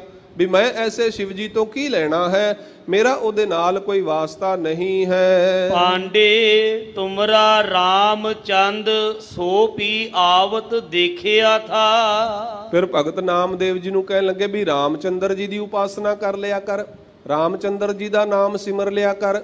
ਤੇ ਉਹ ਅੱਗੋਂ ਜਵਾਬ ਦਿੰਦੇ ਕਿ ਹੇ ਪਾਂਡੇ, ਹੇ ਪੰਡਤ, ਮੈਂ ਤੁਹਾਡੇ ਰਾਮਚੰਦਰ ਦਾ ਇਤਿਹਾਸ ਵੀ ਜੋ ਹੈ ਉਹ ਵੀ ਚੰਗੀ ਤਰ੍ਹਾਂ ਜਾਣਦਾ ਹਾਂ। ਰਾਵਣ ਸੇਤੀ ਸਰਬਰ ਹੋਈ ਘਰ ਕੀ ਜੋਏ ਗਵਾਈ ਥੀ। ਜਿਸ ਦੀ ਰਾਵਣ ਦੇ ਨਾਲ ਤੁਸੀਂ ਰਮਾਇਣ ਸਾਰੀ ਚੰਗੀ ਤਰ੍ਹਾਂ ਜਾਣਦੇ ਹੋ ਵੀ ਬਰਾਬਰੀ ਹੋਈ, ਯੁੱਧ ਹੋਇਆ ਤੇ ਉਹਦੇ ਵਿੱਚ ਜੋ ਰਾਮਚੰਦਰ ਨੇ ਆਪਣੀ ਘਰ ਦੀ ਇਸਤਰੀ ਗਵਾ ਲਈ ਵੀ ਉਹਦੀ ਵੀ ਕੋਈ ਬਹੁਤੀ ਵਡਿਆਈ ਜੋ ਹੈ ਭਗਤ ਨਾਮਦੇਵ ਜੀ ਕਹਿੰਦੇ ਮੈਂ ਸਮਝਦਾ ਨਹੀਂ ਹਾਂ। ਹਿੰਦੂ ਅੰਨਾ ਤੁਰਕ ਕਾਣਾ ਦੋਹਾਂ ਤੇ ਗਿਆਨੀ ਸਿਆਣਾ। ਭਗਤ ਨਾਮਦੇਵ ਜੀ ਉਹਨਾਂ ਦੋਹਾਂ ਮਤਾਂ ਮਤਾਂਤਰਾਂ ਦਾ ਇੱਥੇ ਵਰਣਨ ਕਰਦੇ ਹੋਏ ਕਥਨ ਕਰਦੇ ਹਨ ਵੀ ਇੱਕ ਮਤ ਹੈ ਹਿੰਦੂ ਮਤ। ਵੈਸੇ ਤੇ ਅੱਜ ਸਾਡੇ ਸੁਪਰੀਮ ਕੋਰਟ ਨੇ ਇਹ ਗੱਲ ਕਹਿ ਦਿੱਤੀ ਹੈ ਵੀ ਹਿੰਦੂ ਕੋਈ ਧਰਮ ਨਹੀਂ ਹੈ, ਹਿੰਦੂ ਇੱਕ ਗਾਲੀ ਹੈ। ਤੇ ਉਹਨੇ ਕਿਹਾ ਵੀ ਇਹਦਾ ਜੋ ਉਚਾਰਨ ਹੈ, ਇਹਦੀ ਜੋ ਵਰਤੋਂ ਹੈ ਉਹ ਸੰਵਿਧਾਨਕ ਅਸਥਾਨਾਂ ਦੇ ਉੱਤੇ ਨਹੀਂ ਹੋਣੀ ਚਾਹੀਦੀ। ਪਰ ਇਹ ਇੱਕ ਬਹੁਤ ਵੱਡੀ ਵਿਚਾਰ ਦਾ ਵਿਸ਼ਾ ਹੈ ਵੀ ਇਹ ਸ਼ਬਦ ਸਨਾਤਨ ਦੇ ਵਿੱਚ ਕਿੱਥੋਂ ਆ ਗਿਆ। ਸੋ ਭਗਤ ਨਾਮਦੇਵ ਜੀ ਕਥਨ ਕਰਦੇ ਹਨ ਹਿੰਦੂ ਅੰਨਾ, ਸ਼ਰਧਾ ਤੇ ਭਾਵਨਾ ਤੋਂ ਹੀਣ ਜੋ ਹਿੰਦੂ ਸਨਾਤਨੀ ਹੈ ਉਹ ਅੰਨਾ ਹੈ, ਉਹਦੇ ਦੋਵੇਂ ਨੇਤਰ ਨਹੀਂ ਹਨ। ਤੁਰਕੂ ਕਾਣਾ ਤੇ ਤੁਰਕ ਜੋ ਸੰਪਰਦਾਇਕ ਲੋਕ ਜਿਹੜੇ ਇਹ ਕਹਿੰਦੇ ਹਨ ਵੀ ਸਿਰਫ ਮਸਜਿਦ ਹੋਣੀ ਚਾਹੀਦੀ ਹੈ, ਮੰਦਰ ਨਾ ਹੋਵੇ, ਵੀ ਮਸਜਿਦ ਦੇ ਵਿੱਚ ਹੀ ਖੁਦਾ ਹੈ, ਮੰਦਰ ਵਿੱਚ ਰੱਬ ਨਹੀਂ ਹੈ, ਇਸ ਪ੍ਰਕਾਰ ਭਗਤ ਨਾਮਦੇਵ ਜੀ ਨੇ ਇੱਥੇ ਇਹ ਕਟਾਕਸ਼ ਕੀਤੀ ਹੈ। ਦੋਹਾਂ ਤੇ ਗਿਆਨੀ ਸਿਆਣਾ, ਤੇ ਭਗਤ ਨਾਮਦੇਵ ਜੀ ਕਹਿੰਦੇ ਨਾ ਦੋਹਾਂ ਦੇ ਨਾਲੋਂ ਉਹੀ ਵਿਦਵਾਨ, ਉਹੀ ਸੂਝਵਾਨ ਸਿਆਣਾ ਹੈ, ਸਮਝਦਾਰ ਹੈ, ਜਿਹਦੇ ਕੋਲ ਵਿਵੇਕ ਬੁੱਧ ਹੈ, ਜਿਹੜਾ ਵਿਵੇਕ ਦੇ ਤਲ ਤੇ ਵਿਚਾਰਵਾਨ ਹੋ ਕਰਕੇ ਹਰ ਚੀਜ਼ ਨੂੰ ਪਰਖ ਕੇ ਤੇ ਫਿਰ ਜੀਵਨ ਵਿੱਚ ਧਾਰਨ ਕਰੇ। ਹਿੰਦੂ ਪੂਜੈ ਦੇਹੁਰਾ, ਮੁਸਲਮਾਨ ਮਸੀਤ। ਹਿੰਦੂ ਦੇਹੁਰਾ ਮੰਦਰ ਦੀ ਪੂਜਾ ਕਰਦਾ ਹੈ, ਉਹਨੂੰ ਮਸੀਤ ਨਹੀਂ ਭਾਉਂਦੀ, ਤੇ ਮੁਸਲਮਾਨ ਨੂੰ ਮਸੀਤ ਭਾਉਂਦੀ ਹੈ, ਮੰਦਰ ਚੰਗਾ ਨਹੀਂ ਲੱਗਦਾ। ਸੋ ਇਸ ਪ੍ਰਕਾਰ ਭਗਤ ਨਾਮਦੇਵ ਕਹਿੰਦੇ ਮੈਂ ਦੋਹਾਂ ਦਾ ਖੰਡਨ ਕਰਦਾ ਹਾਂ। ਨਾਮੇ ਸੋਈ ਸੇਵਿਆ, ਜਹ ਦੇਹੁਰਾ ਨਾ ਮਸੀਤ। ਤੇ ਨਾਮਦੇਵ ਉਸ ਪਰਮੇਸ਼ਵਰ ਦੇ ਉਪਾਸਕ ਹਨ ਜੋ ਦੋਹਾਂ ਦੇ ਵਿੱਚ ਰਮਿਆ ਹੋਇਆ ਹੈ, ਜੋ ਮੰਦਰ ਦੇ ਵਿੱਚ ਵੀ ਹੋਵੇ, ਜੋ ਮਸੀਤ ਦੇ ਵਿੱਚ ਵੀ ਹੋਵੇ, ਜੋ ਹਰ ਥਾਂ ਤੇ ਹੈ। ਨਾਮਦੇਵ ਜੀ ਉਹਦੇ ਉਪਾਸਕ ਹਨ। ਸੋ ਇੱਥੇ ਭਗਤ ਨਾਮਦੇਵ ਜੀ ਨੇ ਸਰਗੁਣ ਪਰਮੇਸ਼ਵਰ, ਨਿਰਗੁਣ ਨਿਰੰਕਾਰ ਦੀ ਉਪਾਸਨਾ ਦਾ ਉਪਦੇਸ਼ ਦਿੱਤਾ ਹੈ। ਖਾਲਸਾ ਜੀ ਚੈਨਲ ਨੂੰ ਸਬਸਕ੍ਰਾਈਬ ਕਰਨ ਤੋਂ ਬਾਅਦ 'ਚ ਆਲ ਨੋਟੀਫਿਕੇਸ਼ਨ ਨੂੰ ਜ਼ਰੂਰ ਔਨ ਕਰੋ ਤਾਂ ਕਿ ਸਾਡੀ ਕਥਾ ਕੀਰਤਨ ਦੀ ਹਰ ਵੀਡੀਓ ਤੁਹਾਡੇ ਤੱਕ ਪਹੁੰਚਦੀ ਰਹੇ, ਅਤੇ ਵੀਡੀਓ ਨੂੰ ਲਾਈਕ ਕਰਨਾ ਨਾ ਭੁੱਲਣਾ ਜੀ। ਕੋਟਾਨ ਕੋਟ ਧੰਨਵਾਦ ਸਾਹਿਬ ਸ੍ਰੀ ਗੁਰੂ ਰਾਮਦਾਸ ਸੱਚੇ ਪਾਤਸ਼ਾਹ ਜੀ ਦਾ, ਸਮੂਹ ਪ੍ਰਬੰਧਕ ਸਹਿਬਾਨ ਦਾ, ਸਿੰਘ ਸਾਹਿਬ ਗਿਆਨੀ ਜਗਤਾਰ ਸਿੰਘ ਜੀ ਦਾ ਬਹੁਤ ਬਹੁਤ ਧੰਨਵਾਦ, ਜਿਨ੍ਹਾਂ ਕਰਕੇ ਆਪ ਜੀ ਦੇ ਦਰਸ਼ਨਾਂ ਦਾ ਸੁਭਾਗ ਪ੍ਰਾਪਤ ਹੁੰਦਾ ਹੈ। ਸੋ ਇੰਨੀਆਂ ਕੁ ਬੇਨਤੀਆਂ ਪ੍ਰਵਾਨ ਕਰਨੀਆਂ ਜੀ। ਆਓ ਅਖੀਰਲੀਆਂ ਪੰਕਤੀਆਂ ਸ਼ਰਵਣ ਕਰਕੇ ਸੰਪੂਰਨਤਾ ਕਰੀਏ। ਹਿੰਦੂ ਅੰਨਾ ਤੁਰਕੂ ਕਾਣਾ, ਦੋਹਾਂ ਤੇ ਗਿਆਨੀ ਸਿਆਣਾ। ਹਿੰਦੂ ਪੂਜੈ ਦੇਹੁਰਾ।